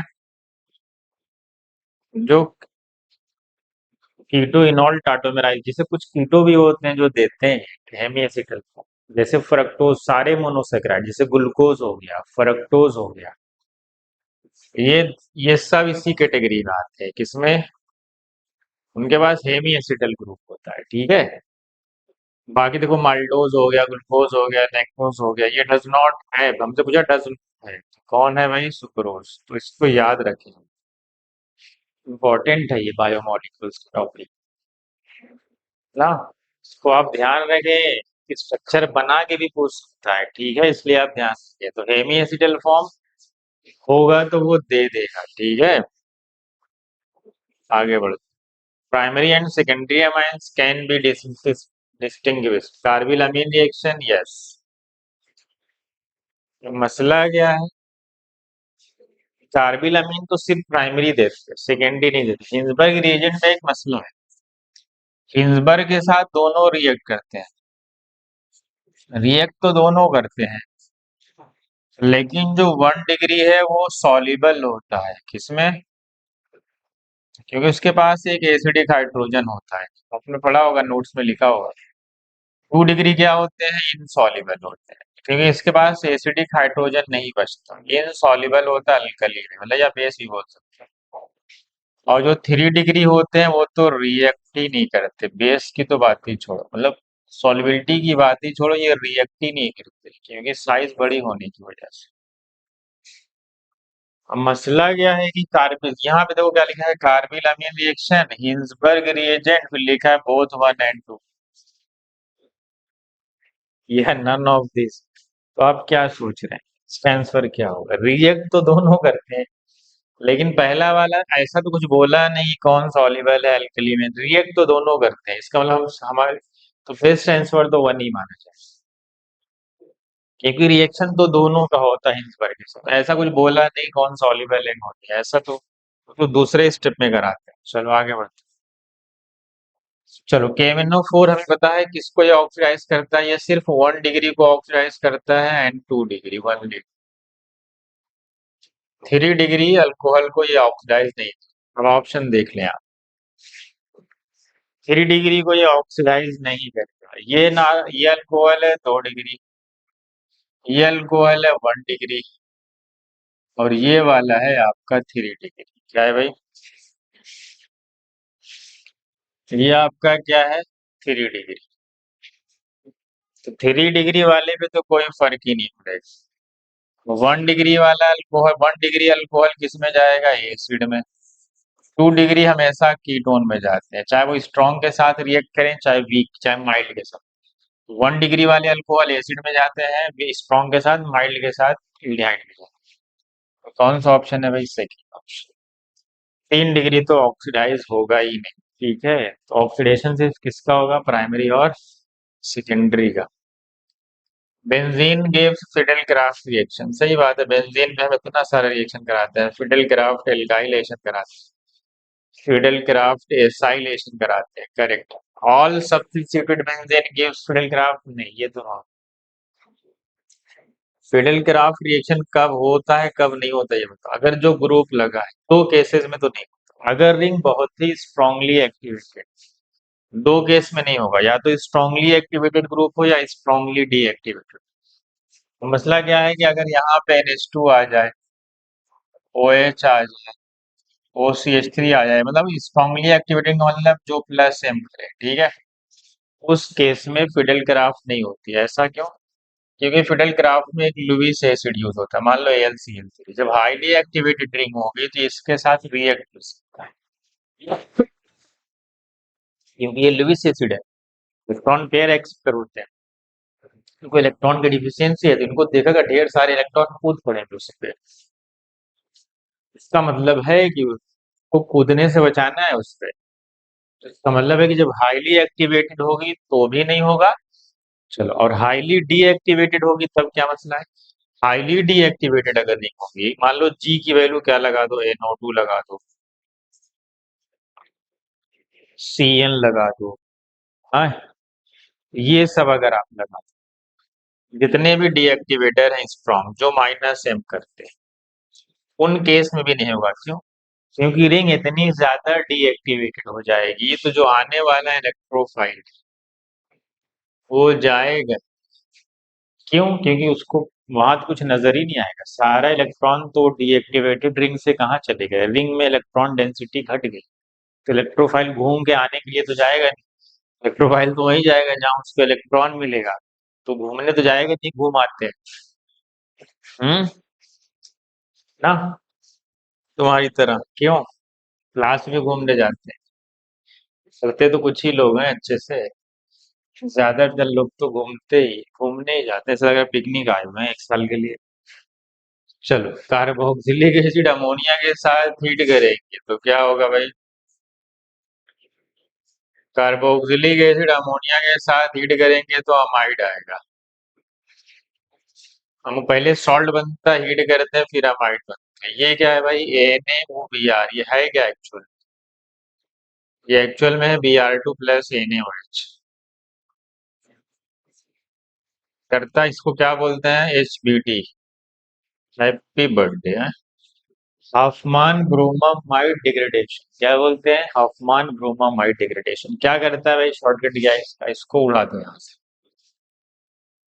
अमाइन बना देगा ये। हाफमान ब्रोमामाइड, ये पी था आपका, तो हमारा जो अगला बनने वाला वो क्यू है। क्यू क्या बन जाएगा आपका, एनिलीन बन गया। क्या बन गया ये आपका क्यू। उसके बाद क्या है, सीओ। अब क्या होना है, अब कुछ नहीं होना है इधर। क्या होगा, ये है COCl। यहाँ पे डेल पॉजिटिव बहुत ज्यादा है, क्यों? क्योंकि यहाँ से भी इलेक्ट्रॉन खींचा जा रहा है, ऊपर भी खींचा जा रहा है। इसके पास इलेक्ट्रॉन की डिफिशियंसी है। ये इसके पास इलेक्ट्रॉन है, इसको अच्छा नहीं लगेगा कि उसके इलेक्ट्रॉन खींचा जा रहा है, तो क्या करेगा इस पे, हमारा और Cl को हटाएगा। ये बॉन्ड ऊपर की तरफ जाएगा, फिर ये अंदर आएगा, तो Cl जाते जाते इसका एक H ले जाएगा। कह रहा है अब जा ही रहे हैं तो कुछ ना कुछ लेके ही जाए। तो क्या होगा भाई, तो हमारा जो प्रोडक्ट बनेगा, CO वापिस आया और यहाँ से Cl जाते जाते एक H ले गया। तो यहाँ से NH आ गया, फिर NH के साथ क्या लग गया, फाइनली H। ये हमारा प्रोडक्ट है। ऑप्शन में देख लो कहाँ, ऑप्शन है सेकेंड। ठीक है, आगे बढ़ जाएं। बताओ, बताओ भाई। चलो ये बहुत सारे क्वेश्चन सॉल्व करते हैं, चलो फटाफट। पूरी ऑर्गेनिक, पूरा तो नहीं हो पाएगा क्वेश्चन, 200 के आसपास। तो कोशिश करते हैं जितना आज हो, 2 पार्ट कवर करने की कोशिश करें, या 3 पार्ट ले लेंगे, कोई मसला नहीं। चलो NH2Br2 के साथ बना लिया, अभी थोड़ी देर पहले ही तो आया था ये। इसका नाम क्या है भाई, तेरा reaction take place in presence of aqueous medium. एकदम करेक्ट बात, हमसे इनकरेक्ट पूछा, क्योंकि एक्वस मीडियम में होती है, Br2 वाटर के साथ में होता है सब, तभी तो रिंग। ये रिएक्शन पहला तो करेक्ट है। It is an example of electrophilic aromatic substitution, एकदम correct. 2,4,6 tribromoaniline is red colour compound. नहीं नहीं, रेड कलर का नहीं होता भाई, रॉन्ग। ये एक व्हाइट कलर की पीपीटी होती है, अभी थोड़ी देर पहले पढ़े थे। व्हाइट कलर की पीपीटी, इसका मतलब इनकरेक्ट यही। NH2 group is highly activating for bromination of aniline, सही बात। हाईली एक्टिवेटेड है तभी लो टेम्परेचर पे सारे आर्थो पैरा को क्या करता है, ब्रोमीन को ऐड कर देता है। चलो आगे बढ़ जाओ। Aniline does not undergo Friedel Crafts alkylation due to salt formation, अभी तो वही तो बताया कि अगर रिंग बहुत हाईली एक्टिवेटेड हो तो AlCl3 रिएक्ट कर जाएगा और सॉल्ट बना देगा। पहला तो करेक्ट, पहला करेक्ट। हमसे पूछा गया है करेक्ट स्टेटमेंट, ठीक है, पहला करेक्ट जो अभी बताया थोड़ी देर पहले वही। सल्फानिलिक एसिड, सल्फानिलिक एसिड किसको बोलते हैं भाई, सल्फानिलिक एसिड ये है, NH2 होता है, मतलब दोनों एक दूसरे के पैरा होते हैं। ये है सल्फानिलिक, ये ज्यूटर आयन के फॉर्म में एग्जिस्ट करते हैं ना। Sulphanilic acid does not contain a carbonyl group, कहा इसमें कार्बोनाइल है, ये भी correct. Ethylamine is more basic than ethanamide, ethylamine क्या है, ये तो अमाइन है, ये इथाइलाम। और इथेनामाइड क्या है भाई, CH3CONH2, ये तो अमाइड है।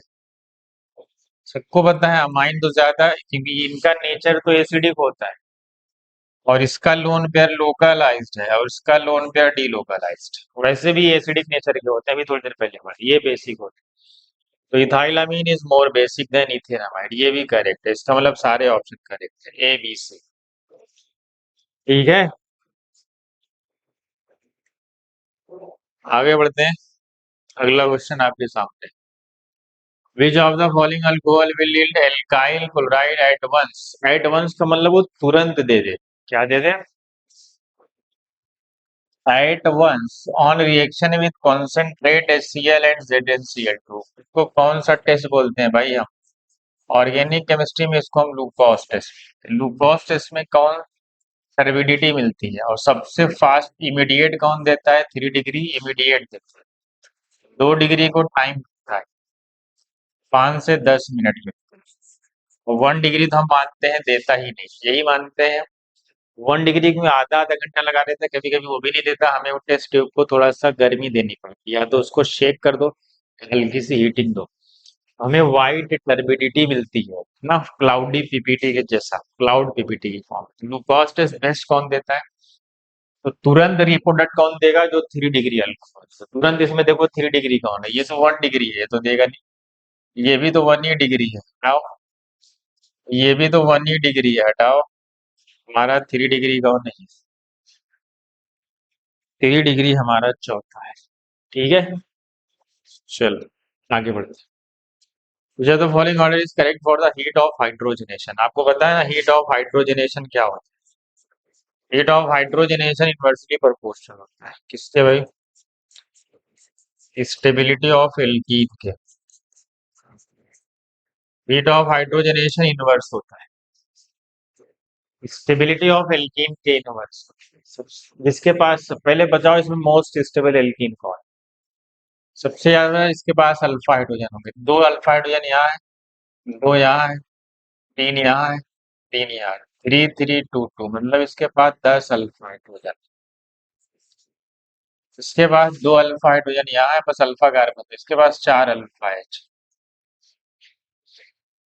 यहाँ पे आते हैं, 3 इधर, 2 इधर, 1 इधर, और 3 2 5 और 1 6। 3 इधर, 2 इधर, 1 इधर, तो 6। तो जिसके पास अल्फा हाइड्रोजन ज्यादा, उसकी स्टेबिलिटी ज्यादा, इसका मतलब उसका हाइट ऑफ हाइड्रोजनेशन सबसे कम। तो सबसे ज्यादा हीट ऑफ हाइड्रोजनेशन किसका होगा? दूसरे का, क्योंकि वो लीस्ट स्टेबल है। फिर तीसरे का, फिर पहले का, और स्टेबिलिटी जस्ट इसका इनवर्स होगी। 2 3 1 कहाँ है भाई? ये हमारा ऑप्शन हो जाएगा। यही तो पढ़ते हो। चलो आगे बढ़ते हैं। कह रहा है mercury acetate, oxy mercuration, D mercuration किसको फॉलो करता है? ये फॉलो करता है मार्कोनी साहब को। किसको फॉलो करता है भाई? ये मार्कोनी साहब को फॉलो करता है। मार्कोनी साहब क्या है भाई? गरीब को गरीब बना देते हैं, अमीर को अमीर बना देते हैं ना। मतलब जिस, ये सीसी बॉन्ड का डबल बॉन्ड है, जिसके पास हाइड्रोजन ज्यादा होगा उसको हाइड्रोजन दे देते हैं, और जिसके पास हाइड्रोजन कम है उसको अल्कोहल दे देते हैं, मतलब OH दे देते हैं। ये बनता है प्रोडक्ट मोर सब्स्टिट्यूटेड। फिर क्या कह रहा है? H+ के साथ हीट किया गया, मतलब ये क्या है? डिहाइड्रेशन ऑफ अल्कोहल है। पहले ये प्रोटोनेट होता है, फिर यहाँ से निकलता है, कार्बोकेटायन बनता है, रीअरेंज होता है, क्योंकि रीअरेंजमेंट होगा 3 डिग्री पे पहुंच जाएगा रीअरेंज होके। उसके बाद होगा डी प्रोटोनेशन, यहाँ से H+ हट जाएगी, और हमारी मोस्ट स्टेबल एल्कीन बन जाएगी ये। ठीक है, 2 मिथाइल ब्यूटुइन।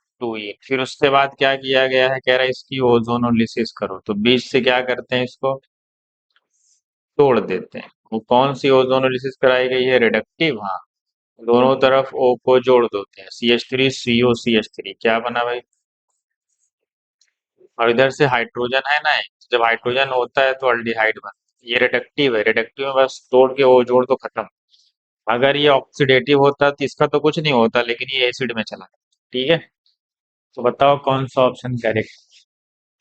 कौन सा ऑप्शन करेक्ट है? पहला ही तो करेक्ट है, CH3 CHO और एसीटोन। देख लो। चलो आगे बढ़ जाओ। अगला क्वेश्चन ये रहा आपके। डाइजोनियम सॉल्ट है, कह रहा है इनकरेक्ट, बताओ कौन है? डाइजोनियम सॉल्ट, ये है सेंडमियर रिएक्शन। कौन सी रिएक्शन है भाई? ये सेंडमियर। सेंडमियर रिएक्शन ESR नहीं होती भाई, ये इलेक्ट्रोफिलिक सब्स्टिट्यूशन कह रहे हैं, नहीं ये NSR होती। सेंडमियर एक्चुअल में NSR होती, यही रॉन्ग है, पहला ही रॉन्ग। सेंडमियर रिएक्शन एक न्यूक्लियोफिलिक सब्स्टिट्यूशन रिएक्शन। दूसरा है इलेक्ट्रोफिलिक। डार्क मेमोरी, वैसे डार्क में रिएक्शन, हेलोजनेशन डार्क था नहीं। चलो अगर मान लो हो गया थोड़ा बहुत, पॉसिबिलिटी है तो मान लें, तो होगा तो इलेक्ट्रोफिलिक सब्स्टिट्यूशन ही होगा। ठीक है, ये तो सही है। ये भी है, फिर ये है एल्काइलेशन, तो ये भी इलेक्ट्रोफिलिक सब्स्टिट्यूशन रिएक्शन। ये तो ये न्यूक्लियोफिलिक सब्स्टिट्यूशन। पहले क्या होगा इसमें, पहले ये प्रोटोनेट होगा किससे, एसिड से। प्रोटोनेट होके ये हटेगा, फिर सब्स्टिट्यूट हो जाएगा, कौन सी है। इसका मतलब कौन सा गड़बड़ है, पहला ही। सैंडमियर रिएक्शन इलेक्ट्रोफिलिक सब्स्टिट्यूशन नहीं होता, ये एक न्यूक्लियोफिलिक सब्स्टिट्यूशन रिएक्शन है जिसमें हाइड्रोजन जाके उस पर ऐड होता है। ठीक है। कह रहा है CO group is present in both aldehyde and acid. सही बात है, एसिड में भी सीओ प्रेजेंट होता है। ये तो एसिड में तो है ना सीओ प्रेजेंट, सीओ प्रेजेंट तो है, और अल्डिहाइड में तो रहता ही है। चलो पहला स्टेटमेंट तो correct. Aldehyde gives nucleophilic across the CO, but acid derivative do not exhibit such reaction। सही बात। इसमें कहाँ से न्यूक्लियोफिलिक सब्स्टिट्यूशन होगा? यहाँ तो पॉजिटिव ही नहीं हो, क्योंकि यहाँ पे काउंटर रिजोनेंस कर रहा है, तो यहाँ पे अटैक नहीं हो पाएगा, इसका डेल पॉजिटिव ही घटा के। एसिड हो या एसिड डेरिवेटिव, उसमें न्यूक्लियोफिलिक सब्स्टिट्यूशन नहीं हो पाता। चाहे आर सी ओ सी एल हो, इसमें हाइड्रोलिसिस हो जाती है। ओ एच का हमला होता है, ये एसिड में चला जाता है, ये भी नहीं। चाहे एस्टर हो, इसमें भी नहीं होगा। एसिड क्लोराइड भी नहीं होगा, जो भी एसिड डेरिवेटिव हो उसमें नहीं होगा। चाहे अमाइड हो, चाहे समझ गए, अमाइड में भी नहीं होगा, एस्टर में भी नहीं होगा, एसिड क्लोराइड में भी नहीं होगा, कार्बोक्सिलिक एसिड में भी नहीं होगा।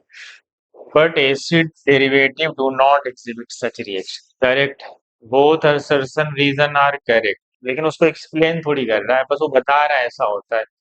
एक्सप्लेनेशन थोड़ी है वो, बता रहा है उसमें कीटो होता है, हाँ भाई होता है, कह रहा है वो देता है वो नहीं देता, बात खत्म। ऐसा कुछ कहा कि क्यों नहीं देता, ऐसा होता है। तो एक्सप्लेनेशन तो नहीं है, दोनों स्टेटमेंट करेक्ट है। Which of the following compounds are arranged in order of decreasing reactivity towards electrophilic substitution? Electrophile कहाँ जाएगा भाई, इलेक्ट्रोफाइल को चाहिए इलेक्ट्रॉन, फ्लोरोबेंजीन। अच्छा, फ्लोरोबेंजीन। अच्छा, ब्रोमोबेंजीन।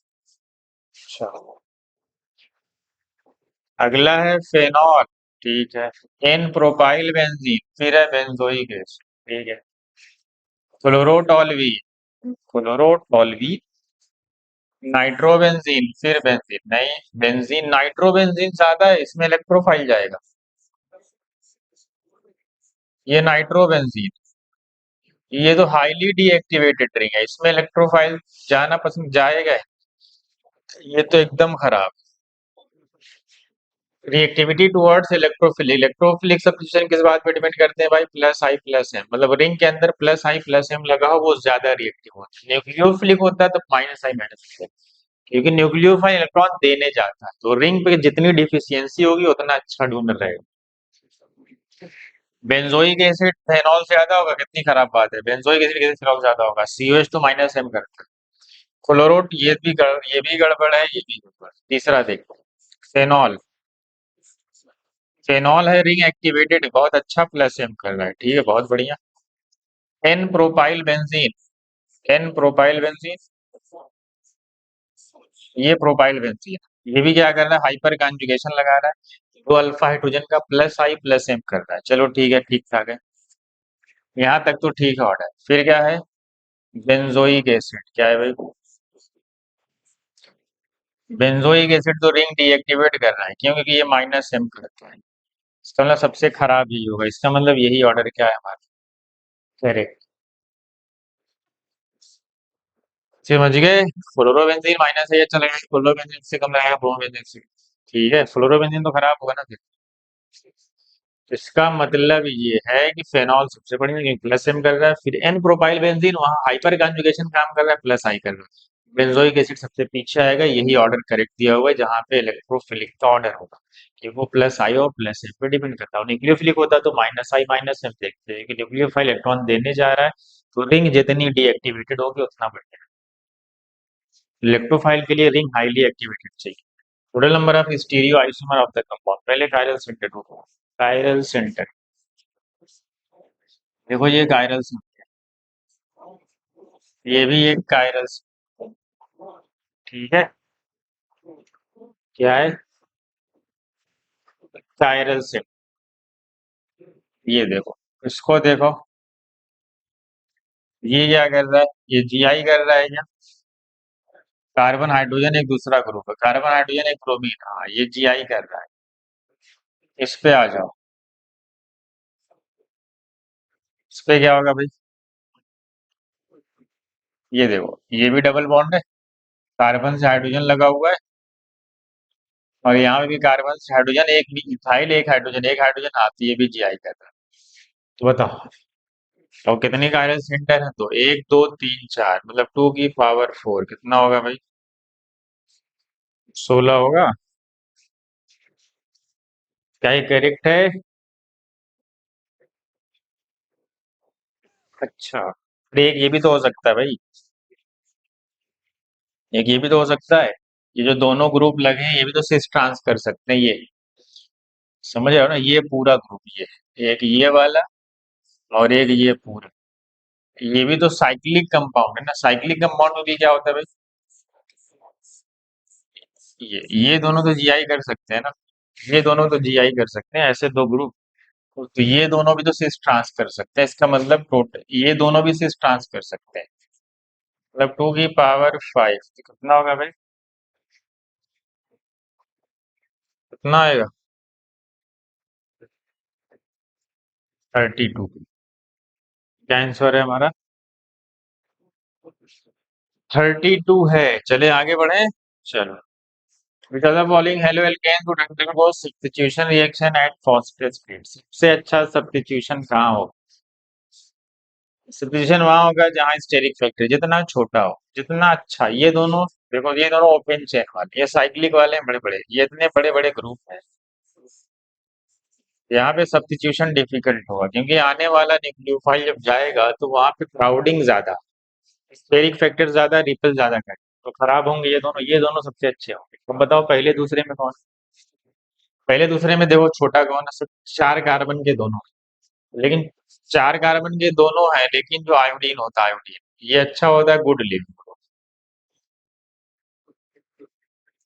जब अटैक होगा वो जल्दी छोड़ के भाग जाएगा, तो रिएक्शन फास्ट हो जाएगी। ये सबसे बढ़िया होगा पहला, फिर आएगा दूसरा, क्योंकि क्लोरीन उससे खराब लिविंग ग्रुप है। अब तीसरे और चौथे में जो होगा, ये जो है ना, ये 1 डिग्री है एक्चुअल, और ये जो है 2 डिग्री, इसलिए उसके बाद आएगा चौथा, सबसे लास्ट में आएगा तीसरा।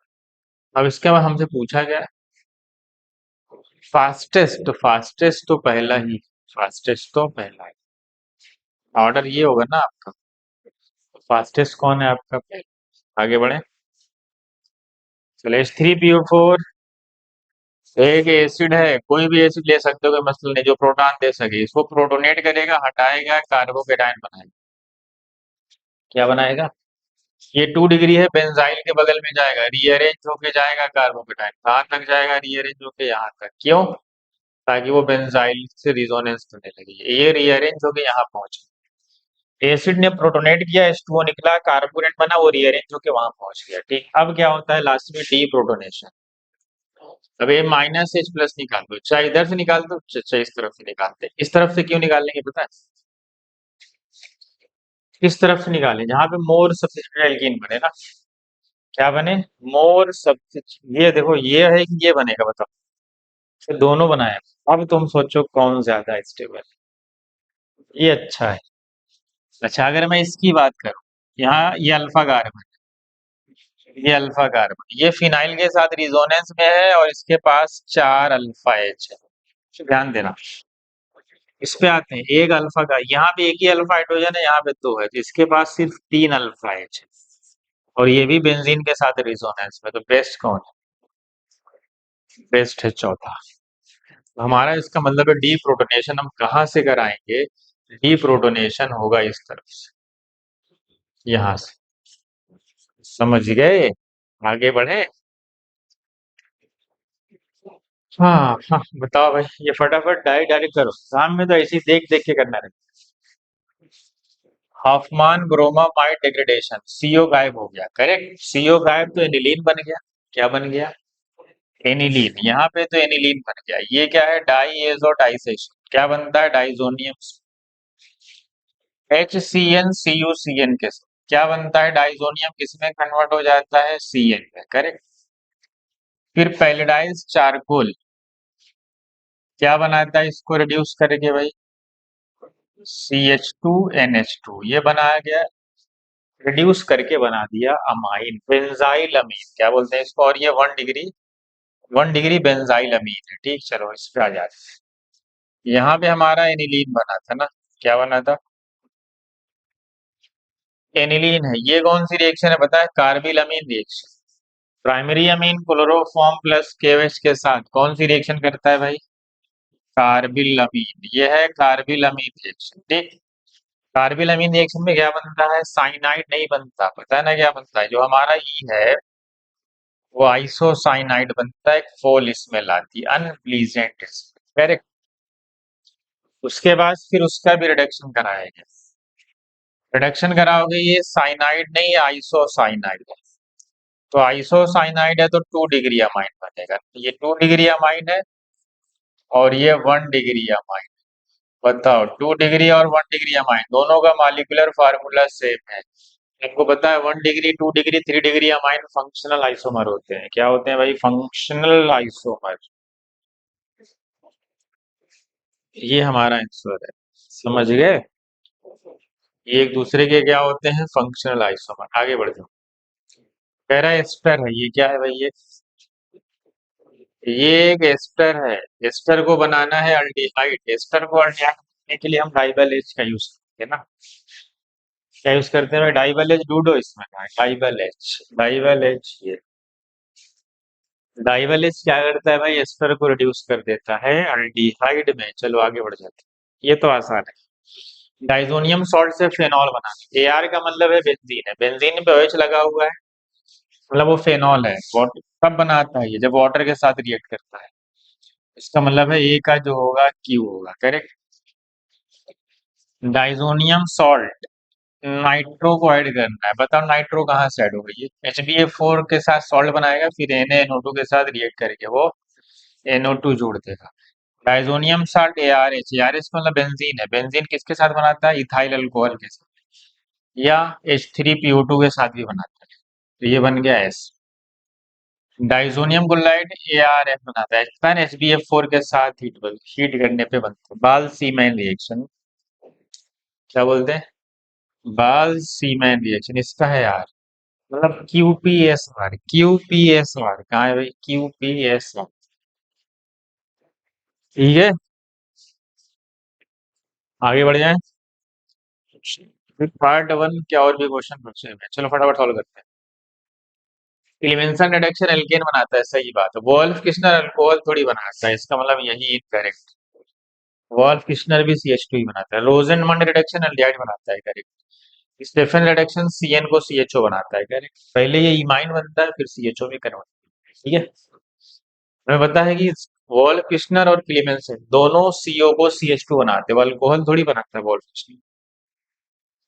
चलो ओजोनोलिसिस ऑफ, ये सब तो आसान है, 2 मिथाइल 2 ब्यूटेन, ब्यूट क्या होता है भाई, 2 मिथाइल 2 ब्यूटेन, ये तोड़ दो यहाँ से, एसीटोन बना और एसिटल डिहाइड, नहीं दोनों बन रहे हैं, बोथ अल्डिहाइड एंड कीटोन, और तुम कौन सी ये ओजोनोलिसिस करा रहे हो यहाँ पे, रोड रिडक्टिव ओजोनोलिसिस, मतलब दोनों तरफ ओ जोड़ दो बस, रिडक्टिव करा रहे हो तो ओ जोड़ दो,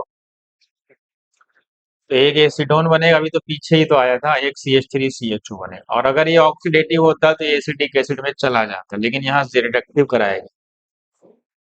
चलो आइडेंटिफाई द एरोमेटिक कंपाउंड है C7H8 of which gives following test with the given reagent, कितने कार्बन है, 7 कार्बन, 7 कार्बन सब में है, सबका मॉलिक्यूलर फार्मूला सेम, सबका वही फार्मूला जो वहां लिखा हुआ है। कह रहा है गिव द फॉलोइंग टेस्ट, चलो टेस्ट पे आते हैं। कह रहा है सोडियम मेटल के साथ पॉजिटिव देता है, सोडियम मेटल के साथ कौन रिएक्ट करता है, कोई भी एसिड कर जाएगा, एसिड, मतलब जिसके पास एसिडिक हाइड्रोजन हो, क्या हो, एसिडिक हाइड्रोजन हो, तो इस, ये तो ईथर है, इसके पास तो नहीं है। फेनॉल के पास एसिडिक हाइड्रोजन है, फेनॉल के पास एसिडिक हाइड्रोजन, अल्कोहल के पास भी एसिडिक हाइड्रोजन, पहले वाले से तो सिर्फ ये गया। कह रहा है न्यूट्रल FeCl3 के साथ निगेटिव देते, न्यूट्रल FeCl3 फेनोलिक टेस्ट है ना, एक वायलेट कलर का कॉम्प्लेक्स बनाता है, यही पढ़े हो। ये फेनोलिक टेस्ट है, लेकिन वो निगेटिव है, मतलब वो फेनॉल डेरिवेटिव नहीं है। अगर ये पॉजिटिव होता तब तो फेनॉल मानते। इसका मतलब है निगेटिव आ रहा है, इसका मतलब है कि वो जो फेनोलिक डेरिवेटिव नहीं होगा। इसका मतलब ये तो फेनॉल है, ये तो नहीं होगा, ये भी फेनॉल है, ये भी नहीं। बच्चा एक ही, उसी को टिक कर दो एग्जाम। ग्लूकोज टेस्ट कौन देते हैं भाई? पॉजिटिव लिखा है। ग्लूकोज टेस्ट तो अल्कोहल देते हैं, सबको पता है। और ये क्यों देगा? क्योंकि जब यहाँ से हटेगा एक स्टेबल बेंजाइलिक कार्बोकेटायन बनाता है। ग्लूकोज टेस्ट वही अल्कोहल देते हैं जिनका कार्बोकेटायन स्टेबल। नॉर्मल, हमने कहा 1 डिग्री नहीं देता। कौन सा 1 degree? Normal 1 degree. Allylic 1 degree देता है ग्लूकोज टेस्ट। चलो आगे बढ़ो। What will be the order of reactivity of the following carbonyl compound with the nucleophile? हमें पता है aldehyde are more reactive than ketone, क्योंकि स्टेरिक फैक्टर कम होता है। और सबसे छोटा अल्डिहाइड तो ये है, यहाँ पे हमला सबसे आसान होगा क्योंकि दो छोटे छोटे हाइड्रोजन है। सबसे अटैक फास्ट यहाँ होगा, तो सबसे बढ़िया होगा पहला। उसके बाद ये भी अल्डिहाइड है, तो इसके बाद दूसरे का नंबर आएगा। उसके बाद ये कीटोन, ये इतने बड़े बड़े ग्रुप लगे हैं, देख रहे हो, इतनी बड़ी बड़ी तीन तीन मिथाइल है, ऐसा है। सोचो, तुमने एकदम हाई सिक्योरिटी लगा रखी ये, इतने बड़ी बड़ी सिक्योरिटी लगा रखी हो तुम, इतने बड़े बड़े ग्रुप। तो यहाँ कौन आएगा अटैक करने, बताओ। किसको अपनी जान गंवानी? सबसे खराब तो ये 1 2 3 4, कौन सा ऑप्शन है? पहला ही। चलो भाई, आगे बढ़ा जाए। एल्डिहाइड तो हमेशा मोर रिएक्टिव होते हैं, सबको पता है। कीटोन से which one of the following on treatment with 50% NaOH is corresponding alcohol and salt? Cannizzaro की बात चल रही है, क्योंकि उसी में एक मोल ऑक्सीडाइज होता है, दूसरा रिड्यूस होता है। कैनिजारो कौन देता है जनरली? जिनके पास अल्फा हाइड्रोजन ना, वही देते हैं। कैनिजारो कौन देता है? जिनके पास अल्फा हाइड्रोजन, तो पहला ही तो है बेंजल डिहाइड। ये तो एल्डोल देगा, ये एल्डोल देगा, ये एल्डोल देगा, कैनिजारो नहीं देगा। एक एक्सेप्शनल केस है ना, इसके पास अल्फा हाइड्रोजन होते हुए भी वो कैनिजारो देता है। कौन सा? ये, इसके पास देखो एक अल्फा हाइड्रोजन है, लेकिन फिर भी ये क्या देता है?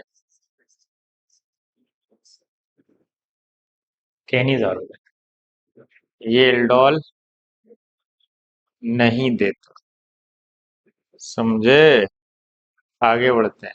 N unknown alcohol is treated with glucose reagent to determine whether the alcohol is primary secondary और tertiary. Which alcohol reacts fastest? Fastest का मतलब 3 degree. And by what mechanism? Mechanism सबको पता है, कार्बोकेटायन बनता, मतलब SN1। तो टर्शियरी और SN1 कहाँ है भाई? चौथा। ठीक, आगे बढ़ जाए। ये तो इजी था।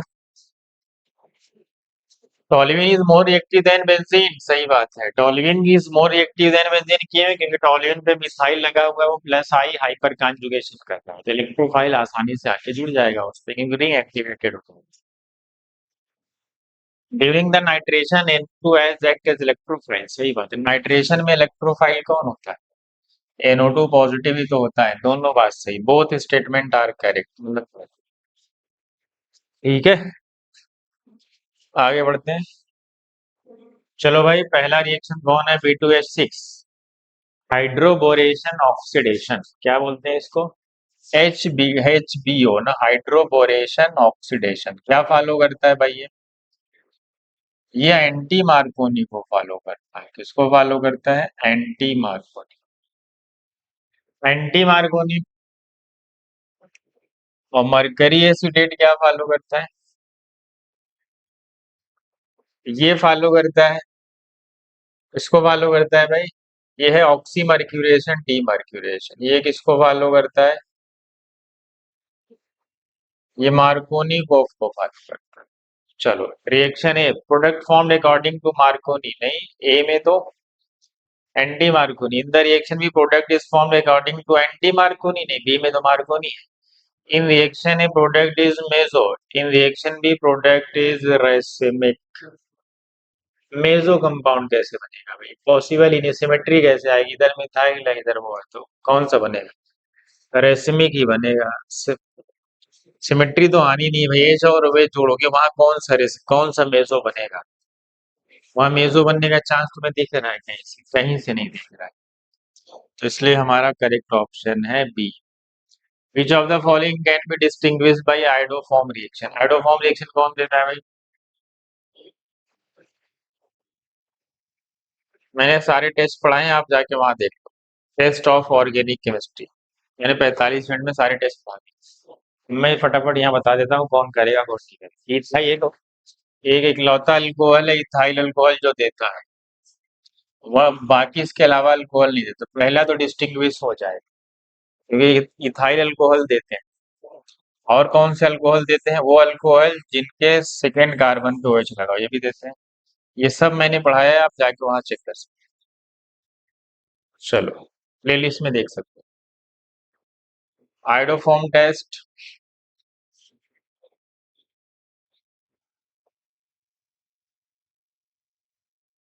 Can be distinguished. Formaldehyde, formaldehyde है ये। दूसरा क्या है? एसिटल्डिहाइड। ये देगा, ये नहीं देगा। क्यों देगा? COCH3 ग्रुप, ये भी देगा। CH2X लगा हो, CH, ये तो नहीं देगा, लेकिन ये देगा। क्योंकि देखो, मसला क्या है कि चाहे भाई तुमने एक स्टेप रिएक्शन करा दिया, तुमने एक बार X2 का एडिशन करा दी हो, तो यहाँ पे चाहे CH3 लिखा हो, ये एक बार रिएक्शन हो चुकी है X2 के साथ, तो यहाँ पे CH2X लिखा हो, या CHX2 लिखा हो, या CX3 लिखा हो, तब भी वो सब देते हैं ना, क्योंकि तुम एक एक स्टेप आगे जा रहे हो। हाइड्रोफॉर्म की मैकेनिज्म में देखोगे तो नजर आएगा। तो ये ऑल ऑफ दिस हो गया। ऑल ऑफ दिस, आगे बढ़ते हैं। चलो, एसिड को लाइट वाटर के साथ हाइड्रोलाइज कर जाएगा, सही बात है, एसिड में चला जाता है। LiAlH4 अमाइड को रिड्यूस एसिड में थोड़ी करता है, वो CH2NH2 बनाता है। हमसे कह रहा है इनकरेक्ट, इनकरेक्ट तो दूसरा है। कह रहा है ये प्राइमरी अल्कोहल है।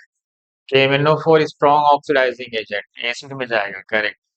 अल्कोहल है, जोन्स रिएजेंट, जोन्स मतलब एसिडिक मीडिया में काम कर रहा है, तो मतलब जोन्स रिएजेंट है।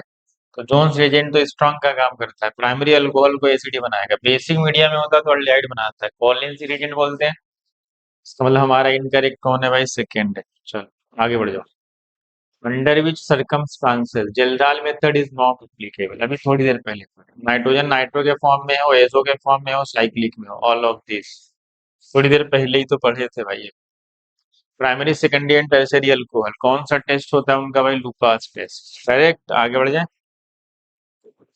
चलो, ये हाइड्रोकार्बन चैप्टर में रिएक्शन लिखी हुई है एनसीईआरटी में। बताओ क्या है? मीथेन O2 के साथ कॉपर 523 केल्विन में मीथेनॉल बना, करेक्ट है, पहला करेक्ट। मोलिब्डेनम के साथ फॉर्मल्डिहाइड बनता है, बना तो है, करेक्ट। अगर 3 डिग्री हाइड्रोजन क्या हो?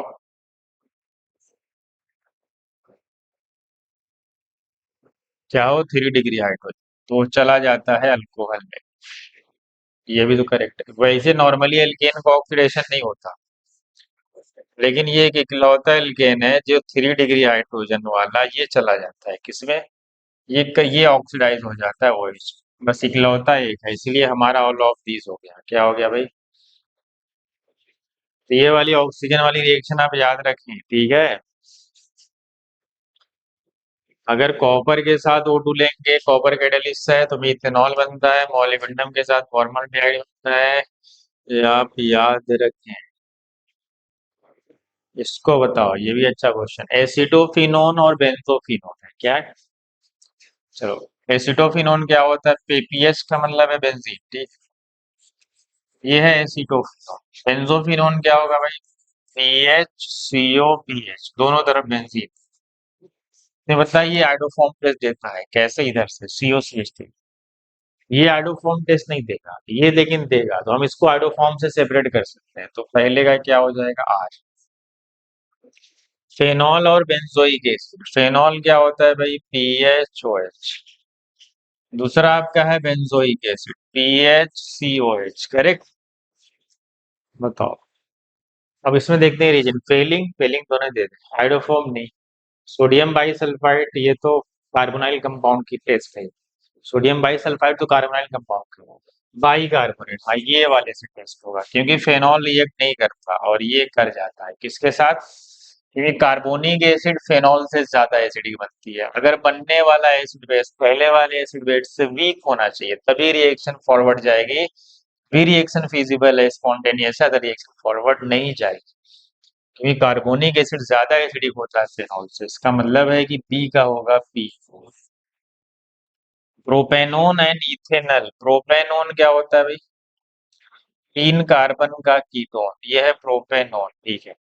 और दूसरा क्या है, इथेनॉल, इथेनॉल का मतलब 2 कार्बन का अल्डिहाइड। हाँ पता है ना, ये अल्डिहाइड है, ये फेलिंग टेस्ट देता है। और जो कीटोन है ये फेलिंग टेस्ट नहीं देते, इसका मतलब है कि सी का होगा S। अब तुम सोडियम बाइसल्फाइड के साथ दोनों रिएक्ट करते हैं, मिथाइल कीटोन रिएक्ट करते हैं किसके साथ, सोडियम बाइसल्फाइड के साथ। सारे अल्डिहाइड रिएक्ट करते हैं किसके साथ, सोडियम बाइसल्फाइड के साथ। सारे अल्डिहाइड रिएक्ट करते हैं कीटोन में, only methyl ketone. Aromatic ketone do not, aromatic ketone तो रिएक्ट ही नहीं करते। एलिफेटिक में सिर्फ मिथाइल कीटोन, ये सब मैंने पढ़ा है, वो सारे टेस्ट जाके पढ़ सकते हो। Acetone and acetophenone. अब एक ही बचा है, कौन, सोडियम बाइसल्फाइड। सोडियम बाइसल्फाइड से एसीटोन रिएक्ट करेगा, ये एरोमेटिक कीटोन है, एसिटोफिनोन यही है, ये रिएक्ट नहीं करेगा, इसका मतलब होगा डी का Q. R P S Q कहाँ है, ए ऑप्शन, नहीं सेकेंड ऑप्शन। ये बढ़िया, ठीक है आगे बढ़ते हैं। चलो अगला क्वेश्चन ये कह रहा है कि एसिड का सॉल्ट है, इसको इलेक्ट्रोलिसिस कराया गया, कोलबेज इलेक्ट्रोलिसिस। कोलबे में क्या होता है भाई, ये यहाँ से जाता है, CO2 गायब होता है, ये एक रेडिकल बनता है, और दो रेडिकल आपस में क्या हो जाते हैं, चिपक जाते हैं। तो दो रेडिकल आपस में चिपकेंगे तो क्या बनाएंगे भाई, दोनों आपस में बॉन्ड बना लेंगे, तो क्या बना लेंगे, ब्यूटेन बना लेंगे, नॉर्मल ब्यूटेन, ठीक है। आगे बढ़ जाए। चलो भाई, और कोलबे इलेक्ट्रोलिसिस की थ्योरी याद रखें कि जैसे जैसे इलेक्ट्रोलिसिस बढ़ेगी पीएच बढ़ता है सोल्यूशन का। क्यों, क्योंकि NaOH का फॉर्मेशन होती है, जैसे जैसे इलेक्ट्रोलिसिस बढ़ेगी NaOH बढ़ता जाएगा, तो पीएच बढ़ता जाएगा, सोल्यूशन बेसिक होता जाएगा। 3 डिग्री है ये, 2 डिग्री है ये बात। इसमें ज्यादा प्लस आई काम कर रहा है, तो यहाँ पे इलेक्ट्रॉन डेंसिटी बढ़ेगी, रोटेशन ज्यादा अच्छा होगा, तो Y Z और X ये ऑर्डर होगा आपका। आगे बढ़ जाएं, ये तो आसान आसान है। Reaction between chlorobenzene and chloral क्या बनाता है भाई, क्या बनाता है क्लोरोबेंजीन और क्लोरल, CCl3CHO। क्या बनाता है भाई, ये DDT क्या बनाता है, जिसमें 5 क्लोरीन एटम होते हैं, इसको बोलते हैं डाईफिनाइल ना, डाई क्लोरो, ठीक है ना। देखो dichloro, diphenyl, trichloro ethane इसका नाम है, ये है dichloro, diphenyl, trichloro ethane. समझ गए, इसको घेर के निकालते हैं, पता है ना। हम्म, ये आगे रिएक्शन आएगी तो देख लेंगे, चलो। हम्म, चलो आगे बढ़ जाए। यहाँ करवाया गया इसको इसलिए, ठीक है, अगले आगे आएंगे इसको रिएक्शन दिखाई जाएगी। चलो क्या होगा भाई, ये क्या है, ये है प्रोपेनोइक एसिड SOCl2 के साथ क्या बनाएगा, बनाएगा एसिड क्लोराइड। अमोनिया के साथ हीट करेंगे, अमोनिया के साथ हीट करेंगे तो अमाइड बना लेगा, क्योंकि वो भी एसिड डेरिवेटिव है। फिर हाफमैन ब्रोमामाइड डिग्रेडेशन है, CO गायब कर दो। एक कार्बन का इथाइलमीन, इथाइलमीन कहाँ है भाई, सेकेंड ऑप्शन। इथाइलमीन कहाँ है भाई, सेकेंड ऑप्शन। आगे बढ़े। चलो विच of the following is reducing sugar, reducing sugar कौन से होते हैं भाई, जितने मोनोसेकेराइड तो होते ही हैं। मोनोसेकेराइड पता है ना, ग्लूकोज फ्रक्टोज जैसे मोनोसेकेराइड। मोनोसेकेराइड तो होता है। और डाइसेकेराइड में क्या होता है भाई? डाइसेकेराइड में जिसका अल्डिहाइड ग्रुप कम से कम एक वन अल्डिहाइड ग्रुप क्या हो, एक अल्डिहाइड ग्रुप क्या हो, फ्री हो। मतलब कहने का मतलब वो हो कि वो हेमी एसिडल फॉर्म में एग्जिस्ट करे। कौन सा form? Hemiacetal form. Monosaccharide all, all monosaccharide. Disaccharide में if if one aldehyde group और हेमी एसिडल फॉर्म होना चाहिए। ये सारी कंडीशन है किसकी भाई?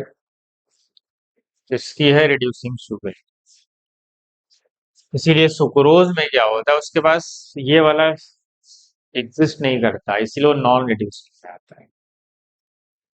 हेमी एसिडल फॉर्म देखो यहाँ पे, हेमी एसिडल का मतलब ये देखो यहाँ पे है ना OH। ये जब ये टूटेगा जब हाइड्रोलिसिस होके तो अल्डिहाइड में कन्वर्ट होगा। किस में कन्वर्ट होगा? ये अल्डिहाइड में ही जाएगा। ये हेमी एसिडल फॉर्म है। देखो यहाँ पे H है, यहाँ पे OH लगा हुआ है। इसी से पता चलता है कि ये हेमी एसिडल फॉर्म। ठीक है। क्या है, कौन सा फॉर्म है? Hemiacetal form. इसका एक OH फ्री, एक अल्डिहाइड फ्री। देखो इधर से भी, इधर से वो तो ग्लाइकोसिडिक लिंकेज में है, लेकिन ये वाला लिंकेज फ्री है। यही है हेमी एसिटल फॉर्म। इसी को हम क्या बोलते हैं भाई? Hemiacetal form.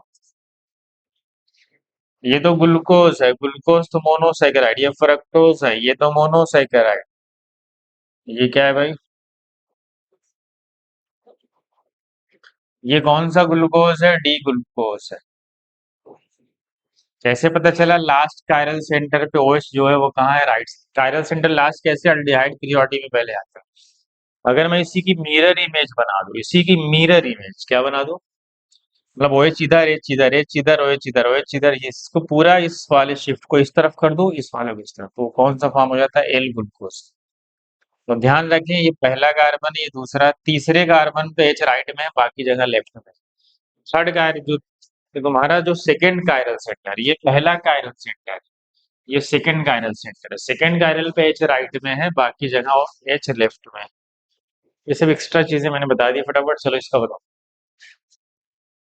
Substitution take place. बताओ ये कौन सी रिएक्शन है? हैलोजनेशन है। ये क्या है? रिंग एक्टिवेटेड है। कहाँ पे एक्टिवेशन होगा? प्लस एम लगा रहा है, प्लस एम लगा रहा है मतलब आर्थो पैरा को एक्टिवेट करेगा। इस तरफ वाला आर्थो ब्लॉक है, ये आर्थो, ये सामने पैरा, ये तो जस्ट सामने। या तो 3 पे लगा दो या तो 1 पे लगा दो। Ortho para both 1 and 3। Correct. बेटा पे लगा नहीं सकते, आर्थो या पैरा पे ही लगानी पड़ेगी। चलो अगला क्वेश्चन है ये। Total number of structure isomer alcohol with, बस दो चार क्वेश्चन और है तो बस जो बचेगा अगले पार्ट में रख देंगे। Total number of structure isomeric alcohol with C4H10O। बताओ कितने आइसोमेरिक अल्कोहल बनेंगे इसके? पहले इसका DU, इसका DU निकालोगे आप तो जीरो आए। ठीक है। बाई वायलेंट है, बाई वायलेंट को हटाई दो। C4H10 नॉर्मल एल्केन का फार्मूला है, तो DU तो जीरो ही आएगा। चार कार्बन का अल्कोहल बनाना है तो पहले लीनियरली बना दो, butane one ol, but one all.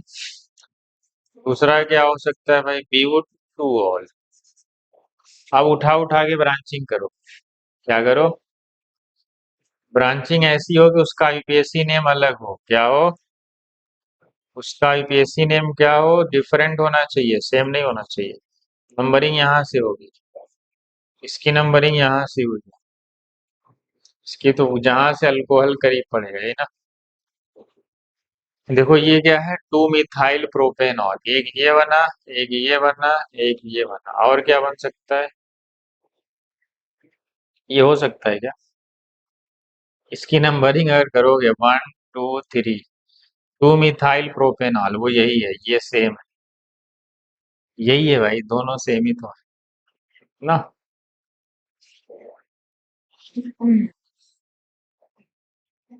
ना ना, ये सेम नहीं है भाई। सेम कैसे? सेम नहीं है, क्यों? यहाँ पे 1 ऑल है, यहाँ पे 2 ऑल है। हाँ, ये है 2 मिथाइल प्रोपेन 2 ऑल, ये 2 मिथाइल 1 ऑल है। ये नॉर्मली 3 डिग्री अल्कोहल है। और ये 1 डिग्री अल्कोहल है, ये 2 डिग्री अल्कोहल, ये 1 डिग्री अल्कोहल। क्या 4 ही बनेगा? इसके अलावा कोई और नहीं बनता हुआ दिख रहा है? और तो मुझे नहीं लग रहा है कोई और बनेगा भी। आप चेक कर लो। तो ऑप्शन क्या है? 4। मुझे तो नहीं लग रहा कुछ और बन रहा है। हम्म। क्या आपको कुछ और नजर आ रहा है?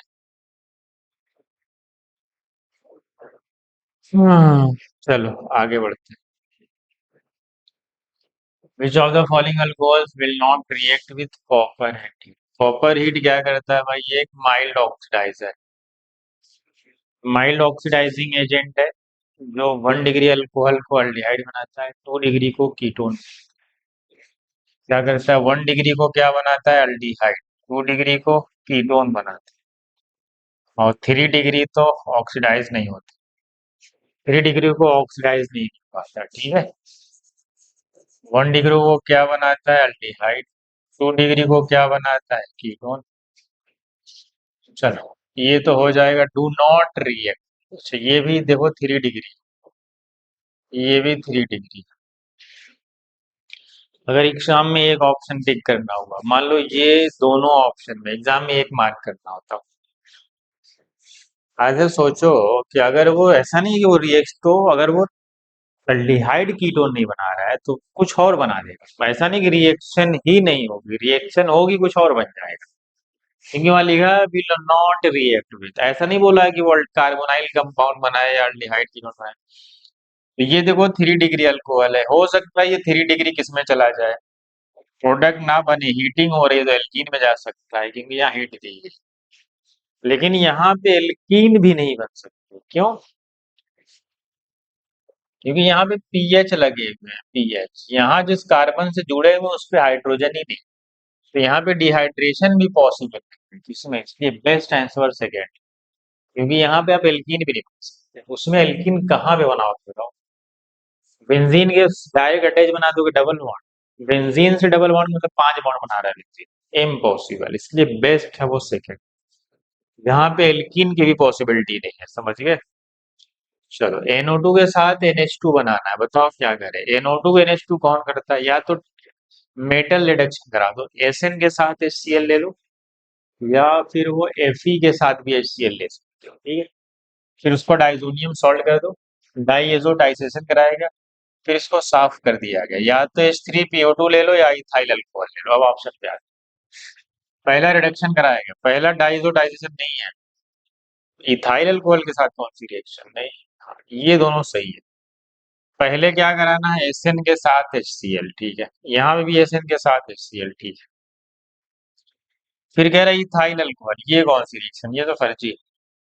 फिर दूसरा डाइएजोटाइजेशन कराना है, डाइएजोटाइजेशन से डाइजोनियम सॉल्ट बन गया, ये कर रहा है रिडक्शन।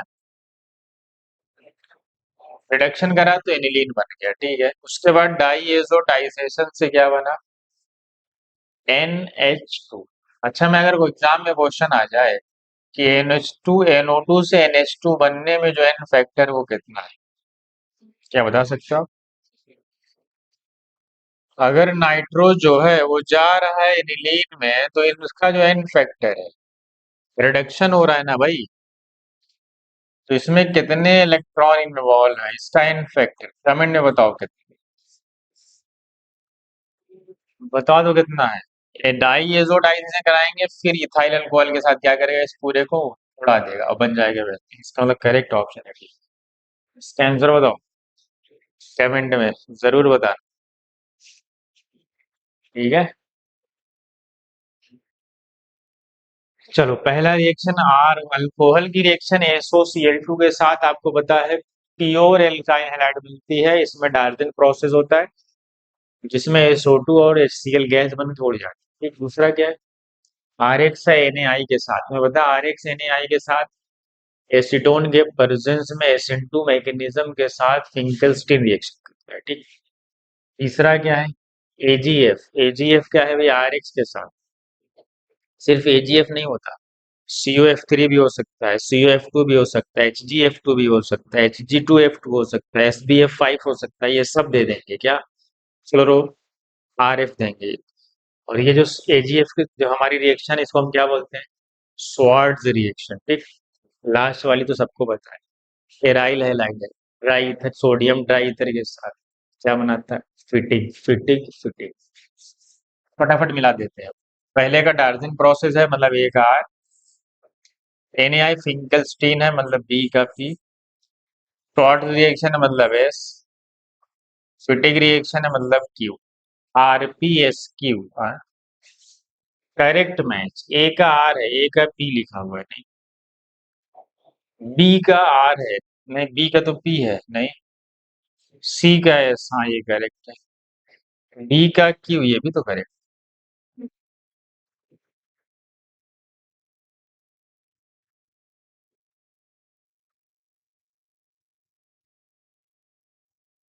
हमारे दो करेक्ट। अच्छा, इसको अगर मैं इसका अच्छा इसको अगर मैं ऐसा कर, इसको यहाँ लिख लो, वुड्स फिटिंग। ठीक। वुड्स फिटिंग हो जाएगा तो रॉन्ग हो जाएगा, तो एक ही से हो जाएगा। ठीक है, आगे बढ़ जाए। Order of boiling points. Boiling point बताओ सबसे ज्यादा किसका? सबसे ज्यादा जिसका मास होगा। हाइड्रोजन बॉन्डिंग तो सब में है। 5 कार्बन है इसमें, pentanol. More the number of carbon, more the van der Waals force, dispersion force बोल दो। जितना कार्बन बढ़ेगा, मास बढ़ेगा, मतलब वॉन रिवॉल्व्स फोर्स बढ़ रही है। से मतलब बॉइलिंग पॉइंट बढ़ रहा है। पहले नंबर ऑफ कार्बन थे, सब अल्कोहल। ब्यूटेन मोनॉल, ये है ब्यूटेन मोनॉल, कितने कार्बन? दूसरा है butane two all. Butane two all में क्या हो गया? ब्रांचिंग हो गई। तीसरा है propane one all. Propane one all, ये है 3 कार्बन, ये भी चार। जब 4 कार्बन हो जाए, पहले तो नंबर ऑफ कार्बन थी, हाइड्रोजन बॉन्डिंग सब में है। पहले तो नंबर ऑफ कार्बन देख लो। तो सबसे पहले आएगा, पहला ही आएगा ए। फिर उसके बाद 4 कार्बन, 4 कार्बन, यहाँ पे क्या हो गई? ब्रांचिंग हो गई। वहां पे लीनियरली अटैच, लीनियरली अटैच होगा तो सरफेस एरिया ज्यादा होगा। सीधा सीधा अटैच होगा ना ऐसे सामने से, सरफेस एरिया बढ़ेगा। आइसोमर के केस में क्या होता है? ब्रांचिंग बढ़ने पे, ब्रांचिंग बढ़ने पे सरफेस एरिया घट जाता है, यही ना पड़े। ब्रांचिंग बढ़ाओगे तो सरफेस एरिया डिक्रीज कर जाता है। सरफेस एरिया घटेगा तो वन डर वाल्स फोर्स घटेगी, वन डर वाल्स फोर्स घटेगी तो बॉइलिंग पॉइंट घट जाएगा। इसलिए ए के बाद कौन आएगा? बी आएगा, ब्यूटेन वन और। फिर सी आएगा, ब्यूटेन टू, सबसे कम कार्बन। ठीक है, ए बी सी डी। इसका मतलब पहला ही ऑप्शन हमारा क्या है? करेक्ट है, करेक्ट है, करेक्ट है। ठीक है। चलो, ये था हमारा, अभी खत्म नहीं हुआ है। ये हमारा पहला पार्ट था। कितने क्वेश्चन लिए होंगे हम? 90 के आसपास हमने क्वेश्चन लिए। हमने 90 क्वेश्चन सॉल्व करा है। अभी अप्रोक्स में 90 आपको, मतलब 200 के आसपास पूरी एनसीईआरटी को हम कवर कर लेंगे। ठीक है, चलिए आप पढ़ते रहें अच्छे से। चलो, आज के लिए इतना ही।